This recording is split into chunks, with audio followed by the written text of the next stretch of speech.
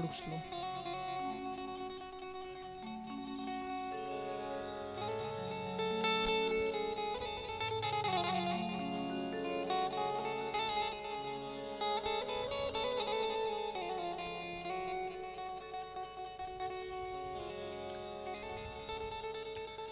वर्णिवेश रमणीय दर्शनम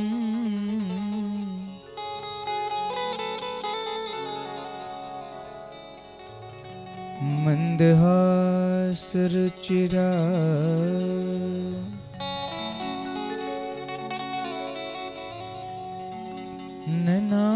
ननाम्बुजम्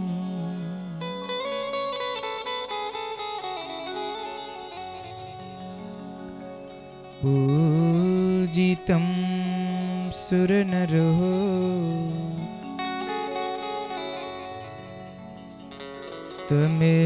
तमेरमुदा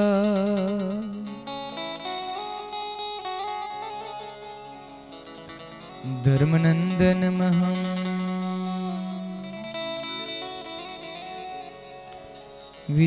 विचिन्तये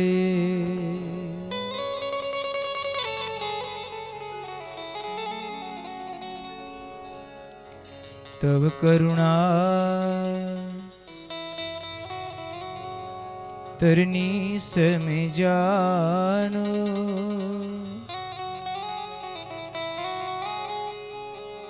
तम यज्ञान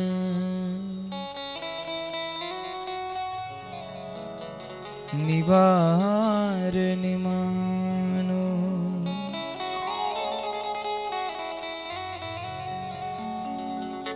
पूर्ण करे सु बुद्धि प्रकाश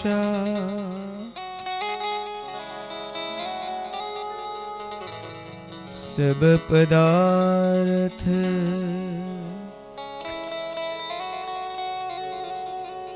सुजे सब आशा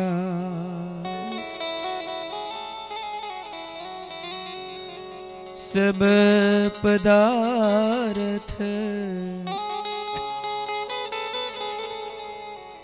सुजे सब आशा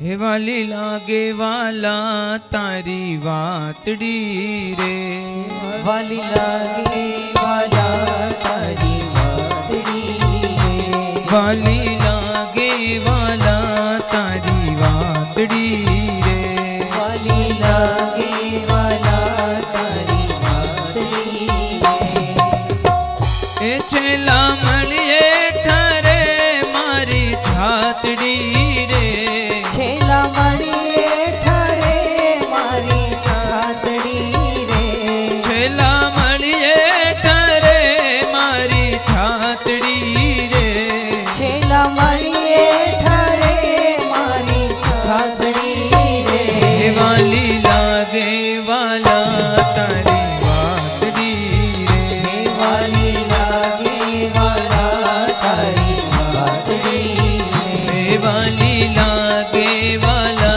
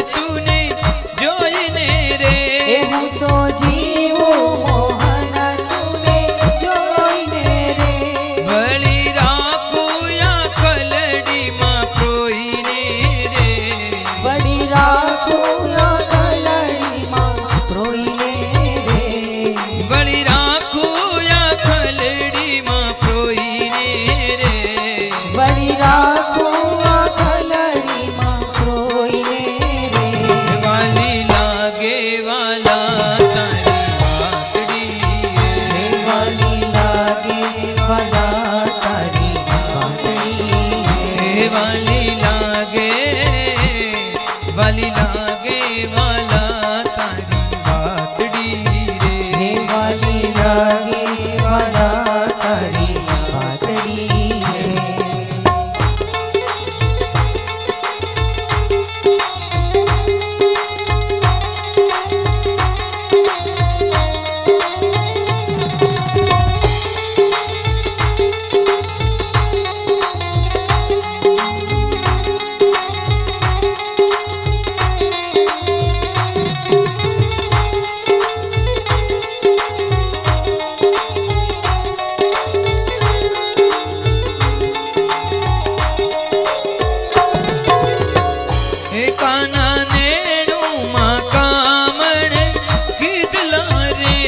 काना नेणो मां कामण कीधला रे काना नेणो मां कामण कीधला रे काना नेणो मां कामण कीधला रे रूड़ा लटका करीने मन लीधला रे रूड़ा लटका करीने मन लीधला रे अम्मा थोड़ो पास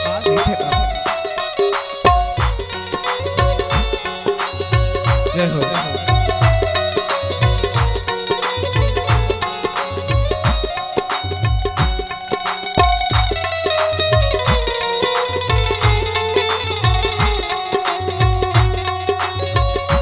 काना नेणो मां कामण कीधला रे काना नेणो मां कामण कीधला रे रूड़ा लटका करीने मन लीधला रे रूड़ा लटका करीने मन लीधला रे वाली लागे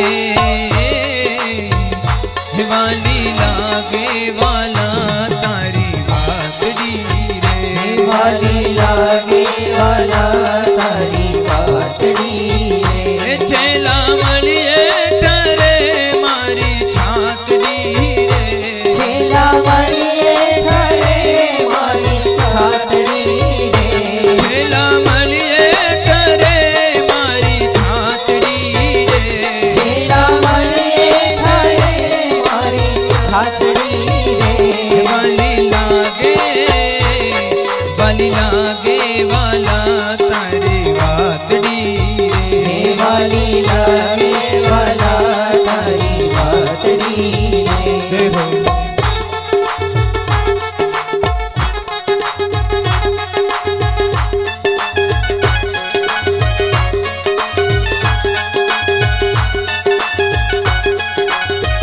जय हो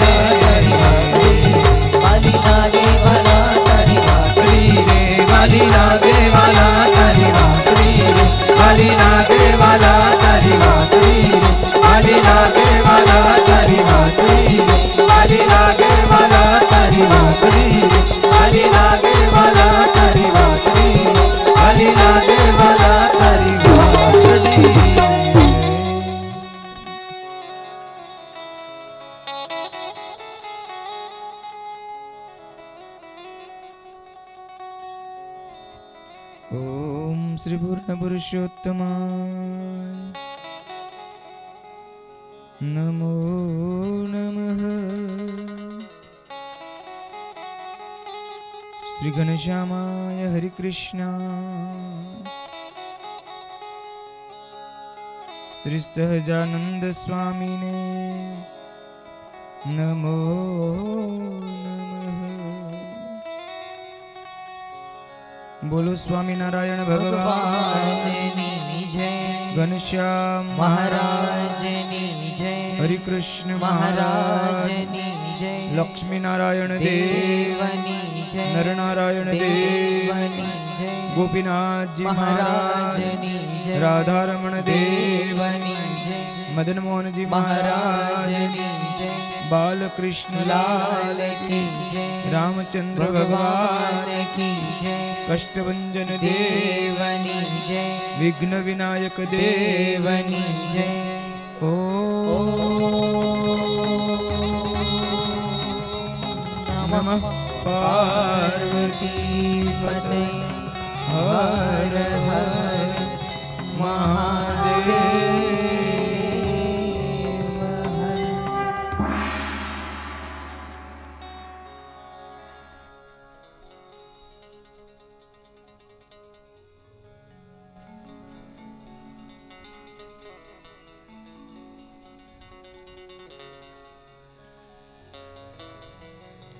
वाला भक्तजनों,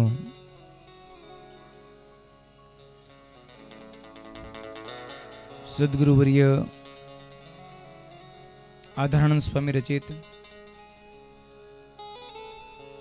अद्भुत हरिचरित्रामृत सागर ग्रंथ खरेखर हरिचरित्रामृत सागर कथा तो सागर कथा है। खरेखर आ कथा दरिया जेवी है। केवी है? दरिया जेवी है।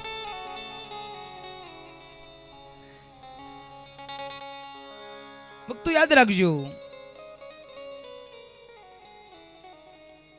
दरियाનું ઊંડાણ એનું માપ નીકળી શકે। દરિયાનું ઊંડાણ એનું માપ નીકળી શકે, પણ આ સાગર કથા એવી છે આનું માપ નો નીકળે, આનું માપ નો નીકળે।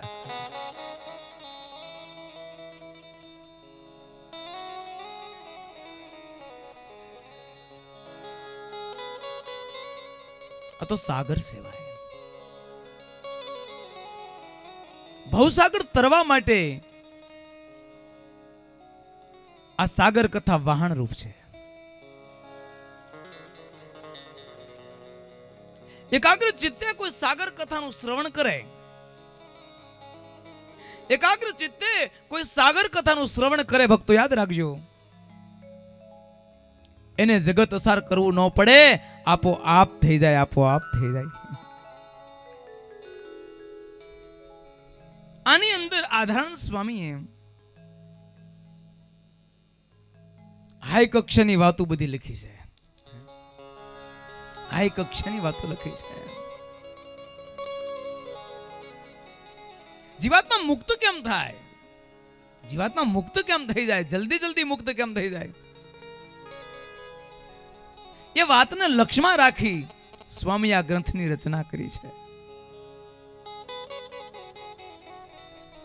आमा कोई वस्तु बाकी नहीं राखी, कोई वस्तु बाकी नहीं राखी। आमा उपासना पण एवी लखी छे, आमा भगवाननो महिमा पण एवो लख्यो छे।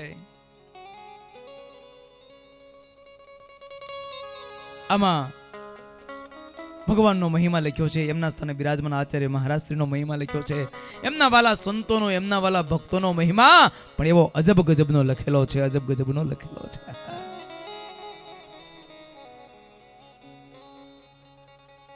विनय, विवेक, मनुष्य जन्मनी दुर्लभता, मानव जन्मનું કર્તવ્ય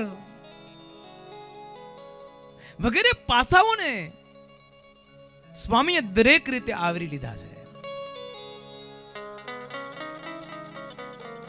એકેય પાછું છોડ્યું નથી, એકેય પાછું છોડ્યું નથી। આમાં ધર્મનું વર્ણન પણ એવી રીતે કરેલું છે, જ્ઞાનનું વર્ણન પણ એવું કર્યું છે, વૈરાગીનું વર્ણન પણ એવું કર્યું છે અને ભક્તિનું વર્ણન પણ એવું કર્યું છે. ચરિત્રનું વર્ણન પણ આમાં અદ્ભુત અદ્ભુત કર્યું છે.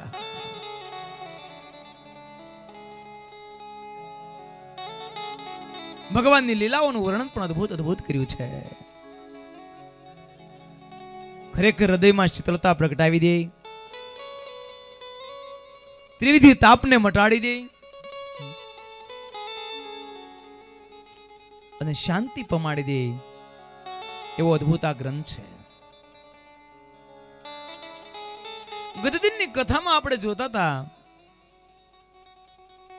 ભગવાન નીલકંઠ ક્યાં પધાર્યા હતા? પુલહાશ્રમ. ક્યાં પધાર્યા હતા? પુલહાશ્રમ. જોરદાર સાધના કરી છે. 4 માસના અંતે સૂર્યનારાયણ પ્રગટ થયા છે. સૂર્યનારાયણ ભગવાન નીલકંઠને કહે છે, કૃપાનાથ શા માટે એટલી બધી સાધના કરો છો? તમને રાજી કરવા માટે. સૂર્યનારાયણ 2 હાથ જોડ્યા, માલિક માલિક મારી કસોટી ન કરો, મને રાજી કરીને આપને શું લેવાનું? આપ તો સ્વયં સર્વેશ્વર પુરુષોત્તમ નારાયણ છો. ભગવાન નીલકંઠ બોલ્યા કે અમારા લોકમાં ફક્ત 49 વર્ષ રહેવું છે. એક એક મુમુક્ષના હૃદયમાં આપ પ્રકાશ કરો, વહેલી તક અમને ઓળખી લે. સૂર્યનારાયણ 2 હાથ જોડ્યા, કૃપાનાથ મુમુક્ષના હૃદયમાં પ્રકાશ કરનાર હું કોણ? મને પ્રકાશ દેનારા આપ છો કૃપાનાથ. આજ તો તમે નર નાટક ધારણ કર્યું છે એટલે આ બધી લીલા કરો છો, પણ કૃપાનાથ આપની માયામાં હું મોહ પામું એમ નથી. કારણ કે હે કૃપાનાથ તમે કેવડા મોટા છો. જે સૂર્યનારાયણ બોલ્યા હતા એ આપણે કાલે એની 2 પંક્તિઓ સમજ્યા હતા. અનંત ધામ કે ધામી યહા મનુષ્ય રૂપ સો ભય હે તેહા. કેટલા ધામના ધામી? અનંત ધામના ધામી. વાહ! ભવ બ્રહ્મા વિષ્ણુદેવ જૈસે જાકી આજ્ઞામાં વર્તત રહે એસે. મોટા મોટા દેવતાઓ બ્રહ્મા વિષ્ણુ વગેરે ભવ બ્રહ્માદિક દેવતાઓ જેની આજ્ઞામાં વર્તે છે એવા હે કૃપાનાથ તમે એવડા મોટા છો એમ સૂર્યનારાયણ કહી રહ્યા છે. આપની આજ્ઞા કરીને સૂર્ય અને ચંદ્ર ઉદય અસ્તપણાને પામે છે. નારદ, શેષ, શારદા વગેરે આપની આજ્ઞામાં વર્તે છે. આપના મહિમાનું વર્ણન કરવા જાય તો આપના મહિમાનો પાર ન પામી શકે. હે કૃપાનાથ એ તત્વ આપ પોતે છો. સાંભળો કૃપાનાથ.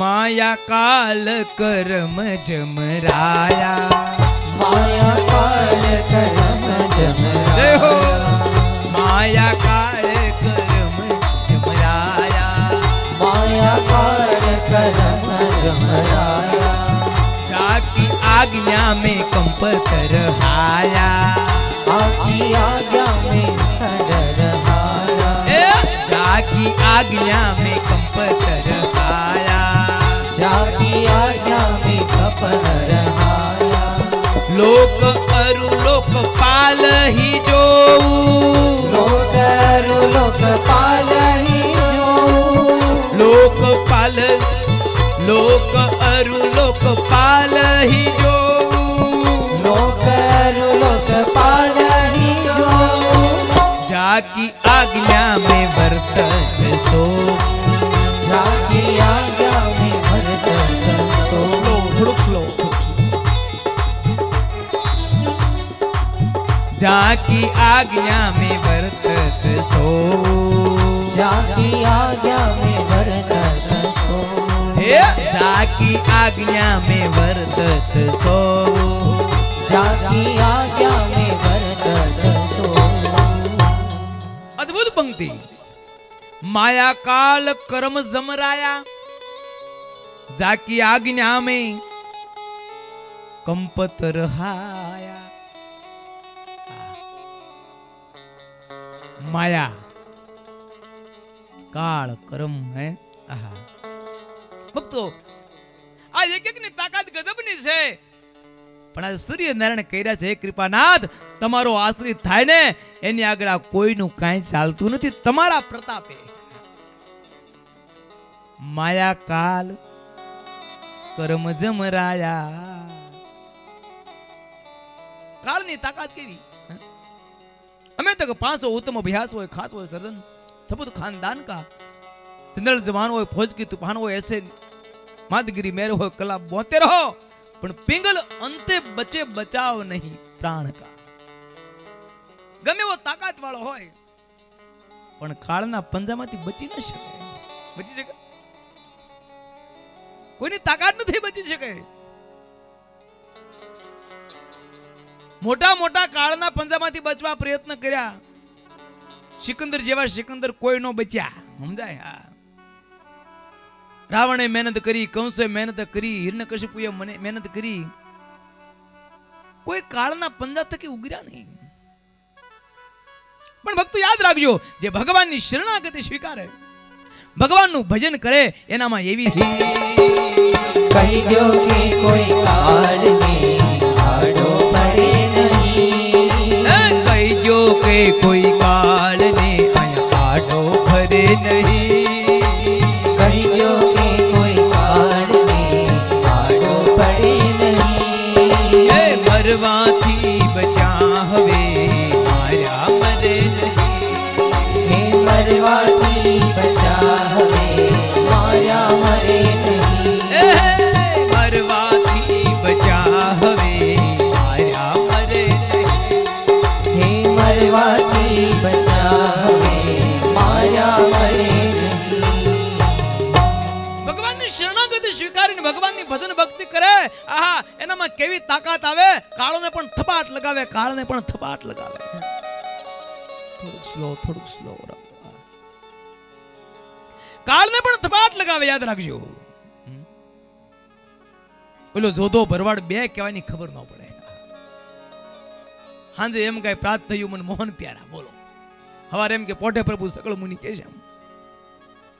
પણ ભક્તો યાદ રાખજો, સંપ્રદાયનો ઇતિહાસ એમ કહે છે કે જોધાનો જે અંતકાળ આવ્યો, ઘેલા નદીને કિનારે ગાયો ચરાવતો હોય, કાળ તેડવા આવે. પૂછ્યું કોણ? તો કાળ શું કેમ આવ્યો? તને લેવા માટે.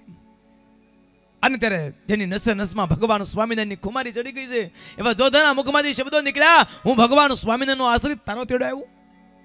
એમ કહીને જોધાએ ગડગડતી દોટ મૂકી કાળના જીથડા પકડ્યા અને કાળના મસ્તક ઉપર પગ મૂક્યો અને હાથ લાંબા કરી ભગવાન સ્વામિનારાયણને કીધું, હે કૃપાનાથ વહેલા વહેલા તેડવા પધારો. અને એ જ વખતે ભગવાન સ્વામિનારાયણ વિમાન લઈને આવે. જોધો કાળના મસ્તક ઉપર પગ મૂકી ભગવાનના ધામને પામે, ભગવાનના ધામને પામે. ભગવાનની શરણાગતિ સ્વીકારી એનું ભજન કરે, એમાં કેવી તાકાતો આવે. સચ્ચિદાનંદ સ્વામી થપાટ મારીને કાળનું મોઢું ફેરવી નાખે. કાળના મોઢા ફેરવે. સંપ્રદાયનો ઇતિહાસ એમ બોલે છે, ભક્તો યાદ રાખજો, સંપ્રદાયનો ઇતિહાસ એમ બોલે છે, ગોપાળાન સ્વામી જેથી અગતરાઈ ગયા છે. ગોપાળાન સ્વામી અગતરાઈમાં 6 મહિના રોકાણા. કેટલું? 6 મહિના. પણ ગોપાળાન સ્વામી જ્યારે અગતરાઈમાં હતા ને, 6 મહિના સુધી કાળ અગતરાઈમાં ફરકી નથી શક્યો. આ બાજુ ભગવાન સ્વામિનારાયણ ગઢડા બિરાજતા હોય, કાળ મહારાજ પાસે આવે છે. મહારાજ પાસે આવીને કહે છે, કૃપાનાથ, કૃપાનાથ આપની આજ્ઞા છે, જેનું આયુષ્ય પૂર્ણ થાય એને લેવા જવાનું. પણ કૃપાનાથ, અગતરાયમાં યોગી રાજ બિરાજે છે ને મારાથી ત્યાં જવાતું નથી. શું કરું? કારણ કે કાળ ન જાય ત્યાં સુધી કોઈનું મૃત્યુ ન થાય, કીડી મકોડા ન મરે. નગર કીડી મકોડાના આયુષ્ય 1-2 દિન હોય, એને બદલે કીડી મકોડા 600 મહિના જીવ્યા. આ કાળ થાય તો મૃત્યુ થાય. હે કૃપાનાથ, મારે ત્યાં જવાતું નથી, શું કરું? અને એ વખતે ભગવાન સ્વામિનારાયણ એમ કહે છે કે તું મુંજામાં, યોગીરાજ કાલે અગતરાયથી નીકળી જવાના છે, ગરડા આવવાના છે, પછી તારે જવું હોય તો જાજે. અને સંપ્રદાયનો ઇતિહાસ એમ કહે છે, ગોપાળાન સ્વામી અગતરાયથી બહાર નીકળ્યા અને કાળે અંદર પ્રવેશ કર્યો. ભાયા 6 મહિનાને એક કરે બધા ભેગા થતા, બધા એક કરે મર્યા. તાકાત તો જવો, તાકાત તો જવો. कसा को रोक देती है दुआ रोशन जमी रोकी, भला है मंजूर अपना तो कर खिदमत फकीरो की। मृत्युने पण हटावવાની તાકાત, ભક્તો યાદ રાખજો, મૃત્યુને પણ હટાવવાની તાકાત એ ભગવાનની શરણાગતિ સ્વીકારીને ભગવાનનું ભજન કરે એમાં છે. અમરેલીમાં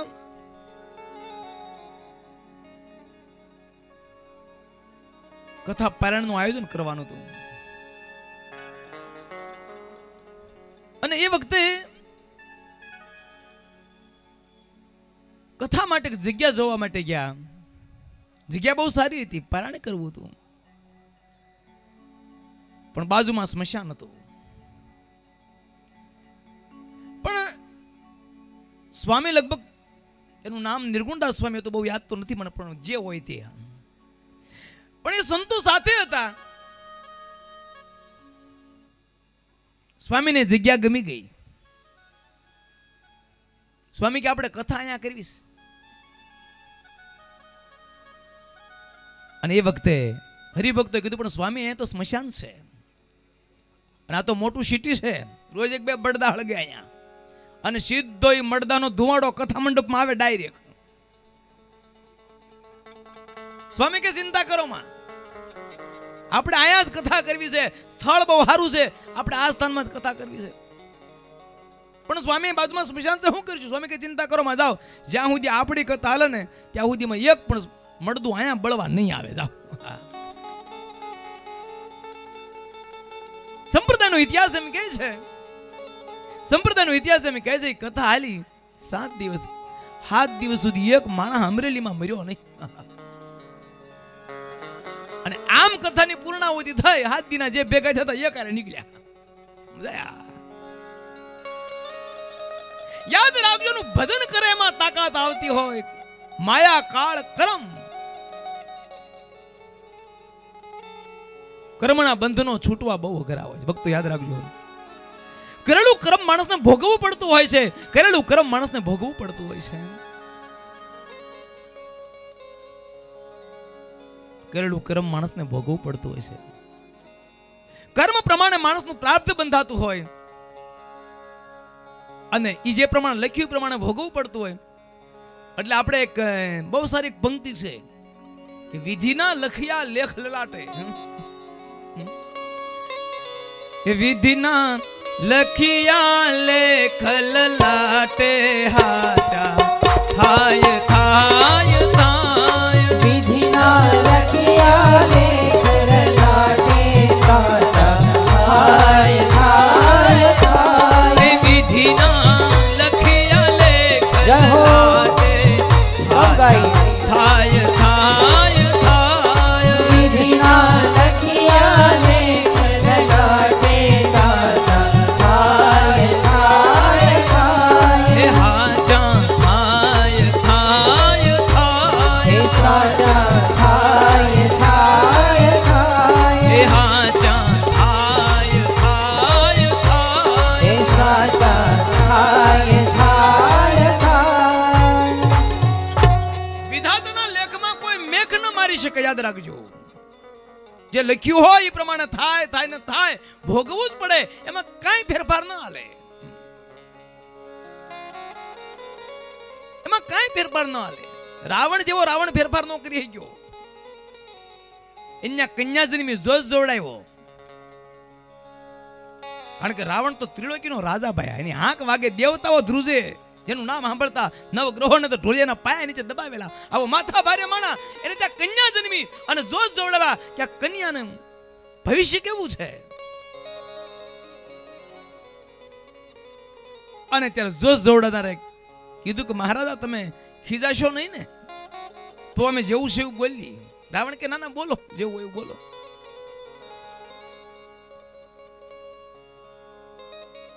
અને ત્યારે કીધું કે ભાઈ આ કન્યાનું લગ્ન તો એક સ્વપચના પુત્ર સાથે થશે. સ્વપચનો પુત્ર, ક્યાં લંકાનો રાજા અને ક્યાં સ્વપચનો પુત્ર, નામ ઠામ બધું કીધું. અને રાવણે યાદ રાખ્યું એ મારી દીકરી એને પરણાવું, ત્રિલોકીનો રાજા મારું નામ સાંભળતા દેવતાઓ ધ્રુજે, બ્રહ્માને મારે ઘરે પાઠ ભણવા આવવું પડે, વાયુદેવને વાહિદુ કરવા આવવું પડે, ગણને તો પોઠિયા ચારવા મોકલે. આવો માથા ભારે માણા, બોલો જાઓ પોઠિયા ચારવા. ત્રિલોકીમાં મારી હાંક વાગે ને મારી દીકરી ઈ સ્વપસના દીકરાને આપું નહીં બને કહી દી. એ બધું નામ ઠામ જાણી લીધું. ધીમે ધીમે કરતા કન્યા મોટી થઈ, પેલો યુવક પણ મોટો છો. અને રાવણે યુવકને બોલાવ્યો, સિપાહીઓને કીધું કે હાજર કરો. સિપાહીઓને કીધું લાવ્યા. અને એ વખતે રાવણે હુકમ કર્યો કે જાઓ જાઓ, મારી આજ્ઞા છે, અને દરિયામાં ફેંકી દો. જીવતો હોય તો મારી કન્યાને નારે પરણન મારો આવે ને. હવે રાવણનો હુકમ થયો. સિપાહીઓ એ સ્વપથના પુત્રને લઈ અને દરિયામાં ફેંકવા માટે જાય છે. અને ત્યારે પેલો સ્વપચનો પુત્ર કરગરવા માંડે છે. સ્વરૂપમાં નતો દેખાવડો હતો. કરગરે છે કે ભાઈ મને મૂકી દો, હું નિર્દોષ છું, મારો કોઈ વાંક નથી, મને શા માટે મારો છો? અને એ વખતે સિપાહીઓને દયા આવી ગઈ કે વાત સાચી છે ભાઈ, આ બિચારા નિર્દોષ બાળકને લેવા દેવા વગરનું શા માટે મારવો પડે? શા માટે મારવો પડે? આખીરે છૂટો મૂક્યો, પણ રાવણને કંઈક નિશાની તો બતાવી પડે ને. એક મૃગલું મારી અને એની આંખો કાઢી અને સિપાહીઓ રાવણ પાસે લાવ્યા કે મહારાજા એ સ્વપસના પુત્રને મેં મારી નાખ્યો છે. આંખો આપી. રાવણ કે વાંધો નહીં, હવે હું જોઉં છું વિધાતાના લેખ કેમ હાચા પડે. વિધાતાના લેખ ઉપર મેખ ન મારું તો મારું નામ રાવણ નહીં, મારું નામ રાવણ નહીં. હા, ઘટના એવી ઘટી. સમય પછી પેલો યુવક તો છૂટો થઈ ગયો. દૂર પ્રાંતમાં કે સિપાહીઓ મુકાઈ આવેલા. હવે એ બાજુ ઘટના એવી ઘટી કે જે પ્રાંતમાં દૂર મૂક્યા હતા એ જ પ્રાંતના એક રાજાને મૃત્યુ થાય છે. પણ રાજાને કોઈ સંતાન નથી. રાજા મહાન ચક્રવર્તી રાજા છે, એને કોઈ સંતાન નથી. પ્રધાનમંત્રી દીવાનો વિચાર કરવા માંડ્યા કે રાજાને કોઈ સંતાન નથી, હવે ગાદી ઉપર કોને બેસાડશું? આખિર બધાએ મળીને નિર્ણય કર્યો કે એક કામ કરીએ કે સવારે દરવાજો ખોલીએ અને દરવાજામાં જે પહેલી વ્યક્તિ આવે એને આપણા રાજગાદી પર બેસાડી દઈએ. સવારે દરવાજો ખોલ્યો અને એ જ વખતે આ સ્વપચનો પુત્ર મળે છે. અને આખા રાજ્યના બધા માણસોએ નિર્ણય કરેલો કે દરવાજો ખોલીએ અને પહેલી વ્યક્તિ આવે એને રાજગાદીનો અધિકારી બનાવો. એ ન્યાયે એનો રાજ્યાભિષેક થયો. જોત જોતામાં એ મોટો રાજકુંવર બની ગયો. મહાન તેજસ્વી હતું. એને બધા કાયદાઓ ભણાવવામાં આવ્યા. બહુ એની ખ્યાત નામના વધવા લાગી. મહાન એ પોતે ચક્રવર્તી રાજા બન્યો. આ બાજુ લંકાના રાજાએ ભૂદેવોને કીધું કે મારી કન્યાને યોગ્ય કોઈક સારો કુંવર ગોતો, રાજકુંવર ગોતો. અને એ વખતે આની નામના બહુ હતી. કુંવરની નામના બહુ હતી. તેજસ્વી છોકરો હતો, તેજસ્વી રાજકુંવર હતો અને શૂરવીર પણ એવો હતો. રાજના કાયદાને પણ ખૂબ ખૂબ જાણનારો. ખ્યાત નામના ખૂબ વધેલી. ભૂદેવો પૂછતા અનેક સ્થાનોમાં આવતા આ સ્થાને આવ્યા છે.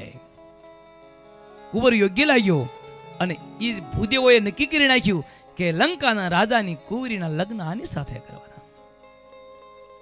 નિર્ણય લેવાઈ ગયો. રાજાને કીધું. રાજાને પણ ખબર પડી લંકાના રાજા રાવણને, ઓહો એવું સારું પાત્ર મળ્યું હોય તો મારી દીકરીના ધનભાગ. ઘડિયા લગ્ન લેવાના. ધામધૂમીથી જાન આવી અને વરરાજા માંડવામાં આવ્યા. વરરાજા પોખાણા અને કન્યા એ જ્યારે માંડવામાં આવી છે, ફેરા ભરાય છે. અને તેથી રાવણે વિધાતાને બોલાવ્યા. હે વિધાતા, તમે કહો છો ને મારા લેખમાં કોઈ દી મેખ ન પડે. આ લંકાપતિ રાવણે તમારા લેખમાં મેખ માર્યા છે. તમે મારા દીકરા મારી કન્યાના લેખમાં એવું લખેલું કે મારી કન્યા એક સ્વપસના પુત્રને પરણશે.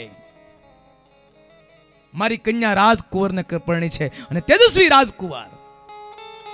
તેથી વિધાતા બોલ્યા કે મૂર્ખ, મારા વિધાતા મારા લેખમાં મેખ ન હોય. આ સ્વપચનો જ પુત્ર છે, સ્વપચનો જ પુત્ર છે. પછી આખો ઇતિહાસ કીધો. અત્યારે રાજા બની ગયો છે અને પછી તો રાવણનો કાળજાળ મગજ ગયો. મ્યાનમાંથી તલવાર કાઢી જ્યાં મારવા જાય છે એ જ વખતે રાવણની કન્યા એમ કહે છે, પિતાજી હું આની સાથે 4 ફેરા ફરી ચૂકી છું. પિતાજી હવે એ મારો ધણી થઈ ચૂક્યો છે, મારા નસીબમાં જે લખ્યું તે મને મળી ચૂક્યું છે.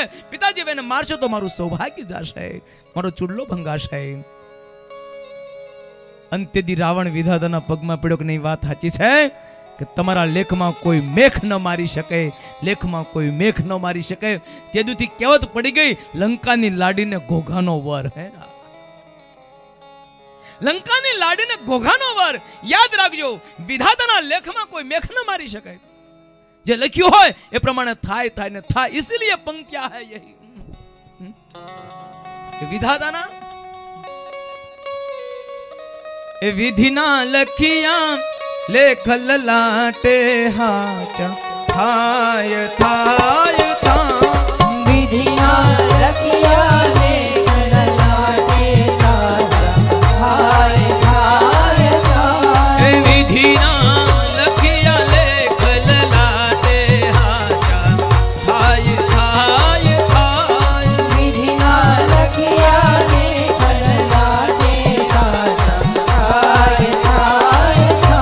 ए हाचा थाय थाय थाय. ए साचा थाय थाय था.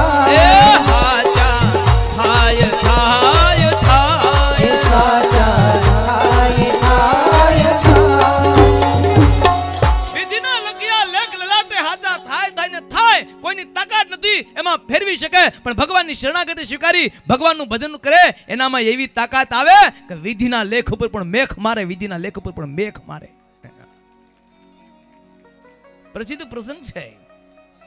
એ મહાનુભાવનું સ્વામી ગામડે મંદિર બંધાવતા હોય, મંદિરમાં પાટલાની જરૂર પડી, લાકડાના પાટલાની જરૂર પડી. હરિભક્તોને કીધું પાટડો જોઈ છે, શું કરવું? તો ગામમાં પટેલ છે, એની વાડીએ લીમડા બહુ સારા છે. જો ઈ લીમડા આપે તો ઈ લીમડા ખરેખર આ મંદિરનો પાટડો થાય એવો જ છે. એવા લીમડા બહુ સારા છે. સ્વામીએ પટેલને બોલાવ્યા, વાડીએ ગયા. પટેલને કીધું, પટેલ મંદિર માટે અમારે લીમડા જોઈ છે, આપશો? પટેલ કે લીમડા આપું, પણ એક શરત. શું? સ્વામી મારા રૂપિયા તો ઘણા બધા છે, મારા રૂપિયા તો કઈ જોતા નથી, પણ દીકરા નથી એકે. સ્વામી એના બાલ હામો જોયું, ખબર પડી કે આ ભવમાં તો હું હાથ ભવમાં તારા નસીબમાં દીકરો નથી, હાથ ભવમાં. સ્વામી હાથ ભવમાં દીકરો નથી, વાત તો બરાબર છે, પણ હવે આ ભવ તો કાક કરો. જો હું મંદિર માટે લીમડો આપું, પણ મારે ઘરે સંતાન થાય, તમે મને દીકરા આપો ને હું તમને લીમડા આપું. બોલો કેવો વેપાર કર્યો? તમે મને દીકરા આપો ને હું તમને લીમડા આપું. હકીકતમાં એના નસીબમાં નહોતા, એના પ્રાર્થમાં નહોતા, યાદ રાખજો. પણ આહા, મહાનુભાવાનંદ સ્વામી તો અખંડ ભગવાનના ધારક સંત હતા. અને એ વખતે મહાનુભાવાનંદ સ્વામી પેલા પટેલ એમ કહે છે, પટેલ પટેલ તમે કેટલા લીમડા આપો? અરે સ્વામી તમે કયો એટલા? સ્વામી કે બધા 8 લીમડા હતા. અરે સ્વામીને કહે છે, પટેલ સ્વામીને કહે, સ્વામી અરે હાથે 8 લીમડા આપી દઉં. સ્વામી કે જા, તે મને 7 આપ્યા તો તને 7 દીકરા આપ્યા. જા તું મને 7 લીમડા આપ તો મારે તને 7 દીકરા દેવા, પણ શરત એટલી, અડધા તારા ને અડધા મારા. महापुरुषों की रमूजों को भला दुनिया क्या जाने, महापुरुषों की रमूजों को भला दुनिया क्या जाने. અડધા તારા ને અડધા મારા. અને સંપ્રદાયનો ઇતિહાસ એમ બોલે છે કે પટેલને 7 દીકરા થયા, બોલી થઈ હતી. 3 દીકરા તો સ્વામીને અર્પણ કરી દીધા, 3 સાધુ થયા, પણ અડધાનો ભાગ કેમ કરવો? પણ અડધો ભાગ કેમ કરવો? પણ ભાઈ મહાપુરુષના વચનો અન્યથા ન થાય. ચોથો દીકરો હતો એ પરણ્યો, 4 ફેરા ફર્યા, 1 વર્ષ રહ્યું અને છૂટાછેડા કરીને એ સાધુ થઈ ગયો. અડધા થઈ ગયા, હાડા તો હાડા ત્રણ. મહાપુરુષો की વાત જુદી છે. વિધિના લેખને રાવણ મેખ ન મારી શકો, યાદ રાખજો. મોટા મોટા લેખમાં મેખ ન મારી શક્યા, પણ ભગવાનના ભક્ત કે ભગવાનના સંત કે ભગવાનના ધારક, ભગવાનના સંબંધ વાળા એ સંતો ભક્તોની તાકાત હોય છે કે વિધિના લેખ પર પણ મેખ મારવાની તાકાત એનામાં હોય છે. અને અનેકના લેખ ઉપર મેખ માર્યા છે. જુનાગઢમાં ઓલો બાયુદીન કઠિયારો હતો, લાકડા વેચે, એના નસીબમાં લાકડા સિવાય કઈ લખ્યું નહોતું. સમજાય?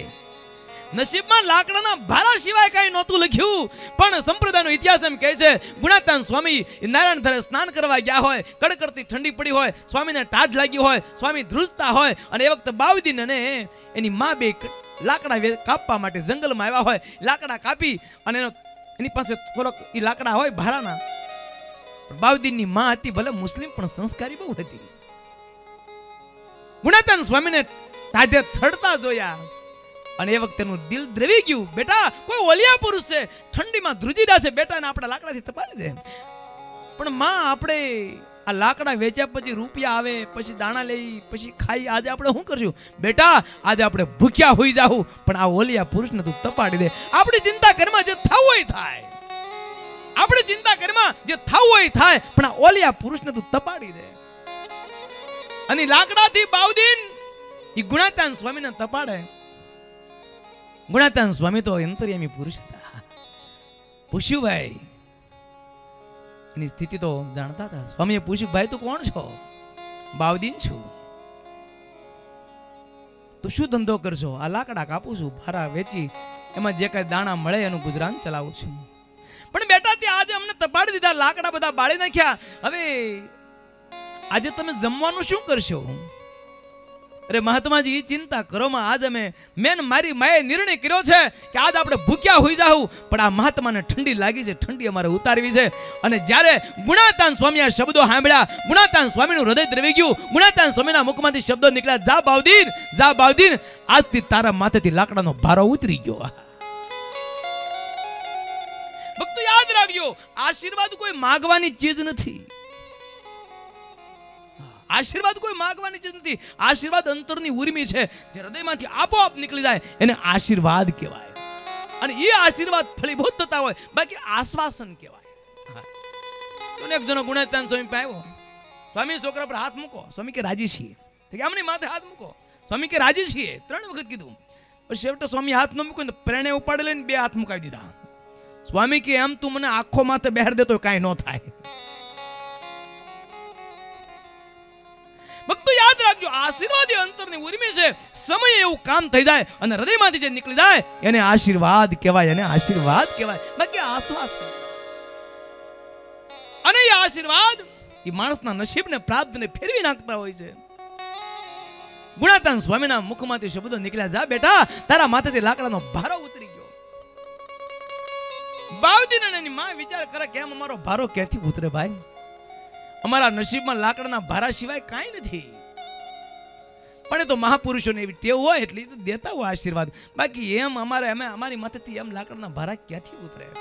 પણ જોજો, આશીર્વાદ કેવી રીતે સફળ થતા હોય છે. સંપ્રદાયનો ઇતિહાસ એમ બોલે છે કે માં દીકરો ઘરે જાય છે, આ બાજુ ઘટના ઘટે છે. જુનાગઢનો નવાબ ભવ્ય સવારી લઈ એ નગરચર્યા કરવા માટે નીકળ્યો હોય. ગામના લોકો બધા એ નગરચર્યા જોવા માટે નીકળે છે. અને એમાં બરોબર નગરચર્યા એ બાયુદીનના ઘર પાસેથી નીકળે અને બાયુદીનના બેન પણ એ નગરચર્યા જોવા માટે નીકળે છે. અને એ વખતે જુનાગઢનો બાદશાહ એ બાયુદીનના બેનને જોઈને મોહિત થાય છે. મનોમન નિર્ણય કર્યો કે લગ્ન કરું તો આમની સાથે. એ સવારી વાજતે ગાજતે રાજમહેલમાં આવી, કચેરી ભરાણી અને કચેરીમાં એ જુનાગઢનો બાદશાહ એમ કહે છે, નવાબ એમ કહે છે કે મારે લગ્ન કરવા છે બાયુદીનના બેન સાથે. ત્યારે દીવાન પ્રધાન વગેરે કહેવા લાગ્યા, મહારાજા તમે તો જુનાગઢના દીવાન છો અને એ તો ગરીબ માણસો છે. તમારા લગ્ન કોઈ ધનાઢ્યની કન્યા સાથે હોય, આવી ગરીબની કન્યા સાથે તમારા લગ્ન શોભે નહીં. અને એ જ વખતે સિપાહીઓને હુકમ કર્યો છે નવાબે કે જાઓ એ બાઉદ્દીનને રાજમહેલમાં લાવો. બાઉદ્દીનને રાજમહેલમાં લાવવામાં આવ્યો અને એ જ વખતે જુનાગઢના નવાબે બધા પ્રધાનોને મંત્રીઓને કીધું કે આજથી આ મારું દીવાન પદું બાઉદ્દીનને હું અર્પણ કરું છું. દીવાન પદું બાઉદ્દીનને અર્પણ કરું છું. એક જ દિવસમાં દીવાન બની ગયો, સમજાય? એક જ દિવસમાં. અને પ્રશ્ન કર્યો, હવે આ બાઉદ્દીન ગરીબ છે કે ધનાઢ્ય? તો કે હવે ધનાઢ્ય છે. હવે એને બેન સાથે લગ્ન કરી શકો? બોલે હા કરી શકો. બોલો, એક જ દિવસમાં રંકમાંથી રાજા બની ગયો. રંકમાંથી રાજા બની ગયો. એના પ્રાપ્ત ફેરવી નાખ્યા. પણ ભક્તો યાદ રાખજો, બાઉદ્દીનને સતત એ યાદ રહેતું હતું. આ તો ગુણાત્યાન સ્વામીના આશીર્વાદનું પરિણામ છે. એની જે રાજ્ય કચેરી હતી એમાં એ ચોકેસમાં એક કુહાડો, દાંતરડું અને એક લાકડા બાંધવાનું જે દોરડું એ કાયમ રાખતો હતો. યાદ રાખતો હતો કે મારા નસીબમાં, મારા પ્રાપ્તમાં તો આ હતું, પણ અત્યારે હું જુનાગઢનો દીવાન બન્યો છું એ તો ગુણાત્યાન સ્વામીના આશીર્વાદનો પ્રતાપ છે. આજે પણ તમે જુનાગઢ જાઓ, આજે પણ તમે જુનાગઢ જાઓ, એ જુનાગઢમાં બાઉદ્દીને જે કોલેજ બનાવી છે, આજે પણ બાઉદ્દીન કોલેજ આજે પણ જુનાગઢમાં ઊભી છે. ભક્તો આ તાકાત, આ તાકાત ભગવાન સ્વામિનારાયણ. ભગવાન તો પોતે ધારે તો પ્રાપ્ત ફેરવે, પણ એના ભજન કરનારામાં એવી તાકાત હોય છે કે માણસના નસીબોને પ્રાપ્તો બદલાવતા હોય છે. એટલા માટે અહીંયા બહુ સારી પંક્તિ છે. માયા કાળ કરમ જમરાયા, માયા કાળ કરમ જમરાયા, માયા કાળ કરમ જમરાયા, माया काल करम जमराया, जाकी आज्ञा में कंपत रहाया, जाकी आज्ञा में कंपत रहाया, लोक अरु लोक पाल ही जो, लोक अरु लोक पाल ही जो, जाकी आज्ञा में वर्तत सो, जाकी आज्ञा में वर्तत सो, जाकी आज्ञा में वर्तत सो, जाकी आज्ञा में वर्तत सो, जाकी आज्ञा में वर्तत सो, जाकी आज्ञा में वर्तत सो. કાળ કર્મ માયા અને પંજામાંથી મુક્ત થવું બહુ કઠણ હોય છે. ભક્તો યાદ રાખજો, પણ ભગવાનની શરણાગતિ ને ભગવાનના ભક્તિની એ તાકાત છે. એની શરણાગતિ સ્વીકારી એની ભક્તિ કરે તો કાળ કર્મ ને માયા થકી પર થઈ જાય, પર થઈ જાય. ઈ તાકાત આજે સૂર્યનારાયણ ભગવાનને કર્યા છે. કૃપાનાથ, તમે આવડા મોટા ભગવાન છો, તમારી આજ્ઞા પ્રમાણે તમામ દેવતાઓ, ઋષિઓ, મહર્ષિઓ બધા આપની આજ્ઞા પ્રમાણે વર્તે છે. તમે બધાયના નિયંતા છો. અનંત કરોડો બ્રહ્માંડમાં જે કાંઈ થઈ રહ્યું છે કૃપાનાથ આપની આજ્ઞાથી થઈ રહ્યું છે. આપની મરજી વિના સૂકું પાંદડું હલવાને પણ શક્તિમાન નથી, પણ તેમ છતાં કૃપાનાથ આપ તો મનુષ્ય લીલા કરી રહ્યા છો. પણ કૃપાનાથ આપની પાસે હું એ વરદાન માંગુ છું, આપ ગમે એવા મનુષ્ય લીલા કરો, અમને કોઈ દી એમાં સંદેહ ન થાય, સંદેહ ન થાય. આખિર સૂર્યનારાયણ ભગવાન નીલકંઠને વંદના કરી આકાશ માર્ગે અદ્રશ્ય થયા છે. ભગવાન નીલકંઠ હવે આગળ વધ્યા છે.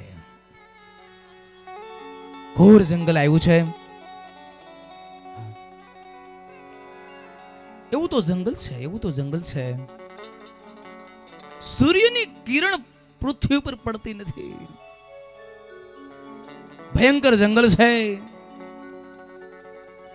જેવા તેવાના તો હાજા ગગડી જાય એવું ઘોર જંગલ છે. જે જંગલમાં કેસરી સિંહોની ડણકો સંભળાય છે, હાથીઓના ઝુંડો છે, ગેંડા, રોજ અનેક પ્રકારના જંગલી પ્રાણીઓ આમથી તેમ ઘૂમી રહ્યા છે. સામાન્ય માનવનું તો કોઈ કામ નથી કે એ જંગલમાં જઈ શકે. એવા ઘોર વનમાં ભગવાન નીલકંઠ એકલા આટોલા ઉઘાડા પગે ચાલી રહ્યા છે. એ જ ભગવાનનું ભગવાનપણું છે, ભગવાનનું ભગવાનપણું. ભગવાન નીલકંઠ આગળ ચાલતા જાય છે. ઘોર જંગલને કાપતા કાપતા કાપતા કાપતા આગળ વધ્યા છે. ચલત ચલત હરી બનહી બુટોલ નગર હી આયે. ક્યાં આવ્યા? બુટોલ નગર. આજે આપણે પુલહાસમ જાય ત્યારે બુટોલ નગર રસ્તામાં આવે છે. આવે છે ને? ત્યાં મયાદત્ત નામના રાજા રાજ્ય કરી રહ્યા છે. મયાદત્ત અને મયારાણી. રાજા બહુ ભાવીલા છે અને સાધુ સંતો પ્રત્યે રાજાને બહુ ભાવ છે, બહુ પ્રેમ છે. ચાતુર્માસ આવે એટલે એ રાજા સાધુ સંતોને પોતાના ગામની બારે બગીચો હતો, બગીચામાં મોટા મોટા બંગલાઓ કરાવેલા. ત્યાં એ સાધુ સંતોના ઉતારા આપે છે, એને સીધું સામગ્રી આપે. 4 મહિના સુધી રોકે છે. સુંદર સુંદર રસોઈ કરાવડાવીને જમાડે છે. સાધુ સંતો પ્રત્યે આ બુટોલપુરના રાજાને બહુ ભાવના છે. પણ રાજાને સાધુ ભાળન ગાંડો થાય, સાધુ ભાળન ગાંડો થાય, પણ સંત અને અસંતનો વિવેક નથી. અને સંત કહેવાય કે અસંત કહેવાય. ભગવું કપડું ભાળ્યો નથી, રાજા ગાંડો થયો નથી. એટલો ને ભાવ ભગવું કપડું ભાળે. અને એનો લાભ પેલા ભેખધારીઓ ઉઠાવે છે. રાજાના ભોળપણનો લાભ પેલા ભેખધારીઓ ઉઠાવે છે. ભક્તમાળની કથાઓ કઈ અને રાજાના મહિમા એવો મહિમા કઈ છે કે સાધુ ગમે એમ કરાય, એનો અવગુણ ન લેવાય. એ ભગવાન રૂપ છે વગેરે વગેરે વગેરે એવા અવગુણ ઘાલી એવા ગુણો નાખી દે છે. રાજા બહુ મુમુક્ષુ છે, બહુ ભાવીલો છે. ભગવાન નીલકંઠ ક્યાં પધાર્યા છે. રાજાની મુમુક્ષુતા જોતા ભગવાન નીલકંઠને બહુ દયા આવી છે. રાજા તો બહુ ભલો છે, પણ આને ભલાઈનો લાભ બીજા ભેખધારીઓ ખોટો ઉપાડે છે. ભગવાન નીલકંઠ ત્યાં આવ્યા છે. ત્યાં રહે 4 માસ પ્રજનતા. ત્યાં રહે 4 માસ પ્રજનતા. ત્યાં રહે 4 માસ પ્રજનતા. ત્યાં રહે 4 માસ પ્રજનતા. મેઘ રહે અખંડ વર્ષંતા. મેઘ રહે અખંડ વર્ષંતા. बगीचा में एक बंगला भारी. बगीचा में एक बंगला भारी. बगीचा में एक बंगला भारी. बगीचा में एक बंगला भारी. तामे रहे श्री हरि विचारी. तामे रहे श्री हरि विचारी. तामे रहे श्री हरि विचारी. तामे रहे श्री हरि विचारी. રાજાએ સાધુ સંતોને ઉતરવા માટે બહુ મોટો બગીચો કર્યો હતો અને બગીચામાં મોટી મોટી હવેલીઓ બનાવી હતી અને સ્પેશિયલ સાધુ સંતો માટે જ રાખેલી અને ઘણા સાધુ સંતોને એમાં ઉતારા આપેલા. બરોબર એ ચાતુર્માસ હાલતો છે અને એ જ વખતે ભગવાન નીલકંઠ પધાર્યા અને એ વખતે રાજાએ એક બંગલામાં ભગવાન નીલકંઠને ઉતારો આપ્યો છે. ભગવાન નીલકંઠ એ બંગલામાં ઉતર્યા છે. પણ ભગવાન નીલકંઠની રીતિ તો એવી છે, બિન ઈચ્છે મિલત હો જબહી પ્રીત કરી ખાવત હે તબહી. કોઈ પદાર્થની આશા રાખતા નથી, સહેજે જે મળ્યું હોય છે એને જમે છે. ક્યારેક ફળ ફૂલ મળે તો ફળ ફૂલ ખાય, ન મળે તો ઉપવાસ કરે. દેહની કોઈ પરવા કરતા નથી. પણ એક પંક્તિ અહીંયા આધારણ સ્વામી બહુ સરસ લખી છે. ભજન में सावधान रेवे. भजन में सावधान रेवे. भजन में सावधान रेवे. भजन में सावधान रेवे. और बात में चित्त नो देवे.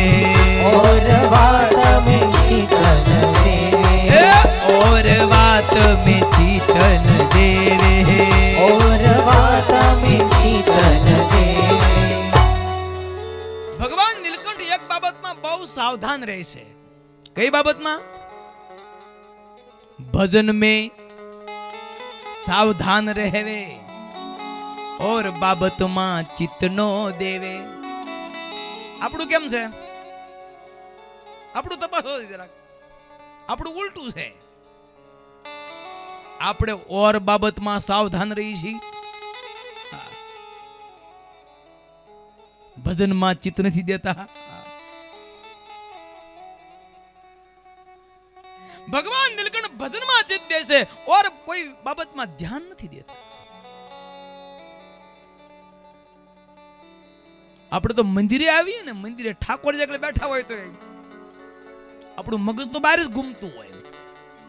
આજે એટલા એની પાસે લેવાના છે ને, આજે આમ જવાનું છે ને, આજે આટલો વેપાર કરવાનો છે ને, બેઠા હોય મંદિરમાં. હો, ભજન કરવાના સ્થાનમાં પણ આપણે ભજન કરી શકતા નથી.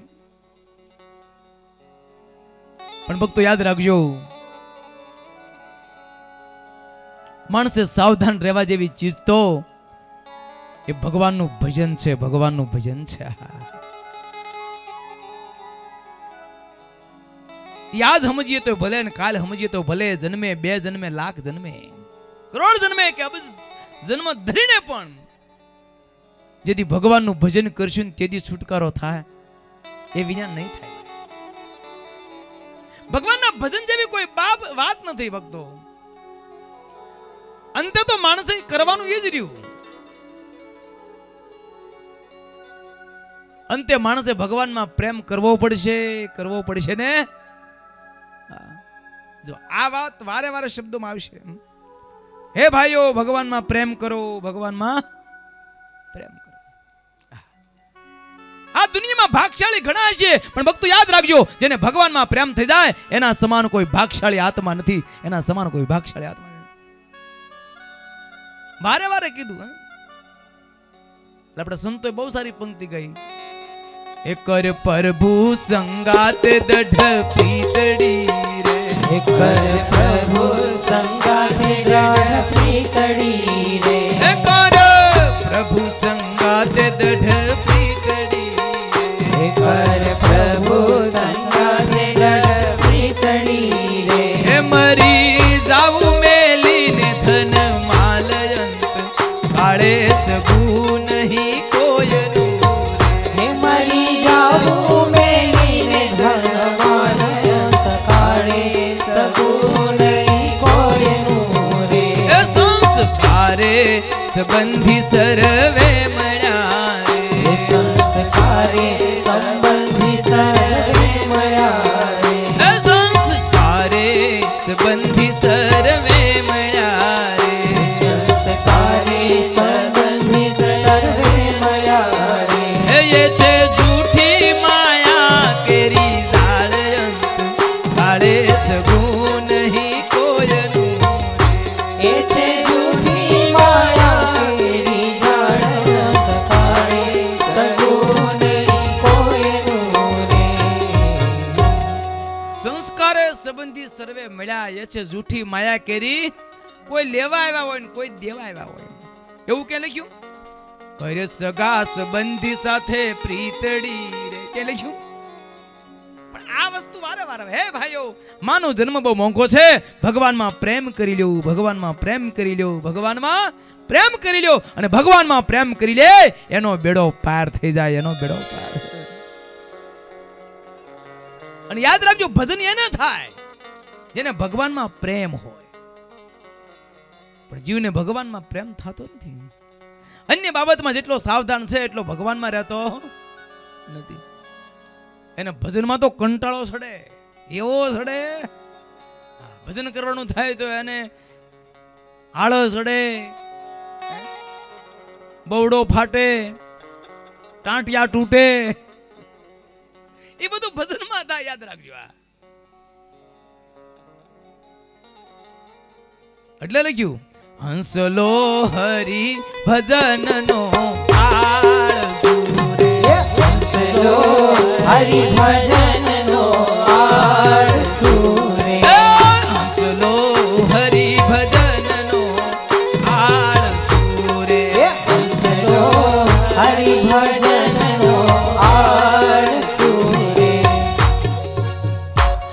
હંસલો હેનો આળહું આ ભગવાનનું ભજન કરવું હોય ન્યાય અને એવા ટાંટિયા તૂટે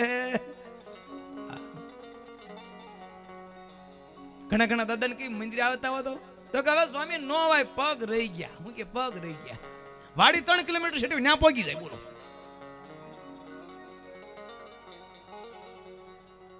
આ જીવ સંધ્યા બળદ જેવો છે સંધ્યા બળદ માં ખબર મોક્ષ માર્ગે કોઈ વઢિયારા બળદ જેવો થયો જ નથી વઢિયારો બળદ તમે રાહે કરો ભાગવા મળે પણ સંધ્યો બળદ જેમ હોટા મારો બવડો લાંબો કરે પણ હાલે નહીં ભક્તો યાદ રાખજો આ જીવ મોક્ષના માર્ગે સંધ્યા બળદ જેવો છે એવા બાના કાઢે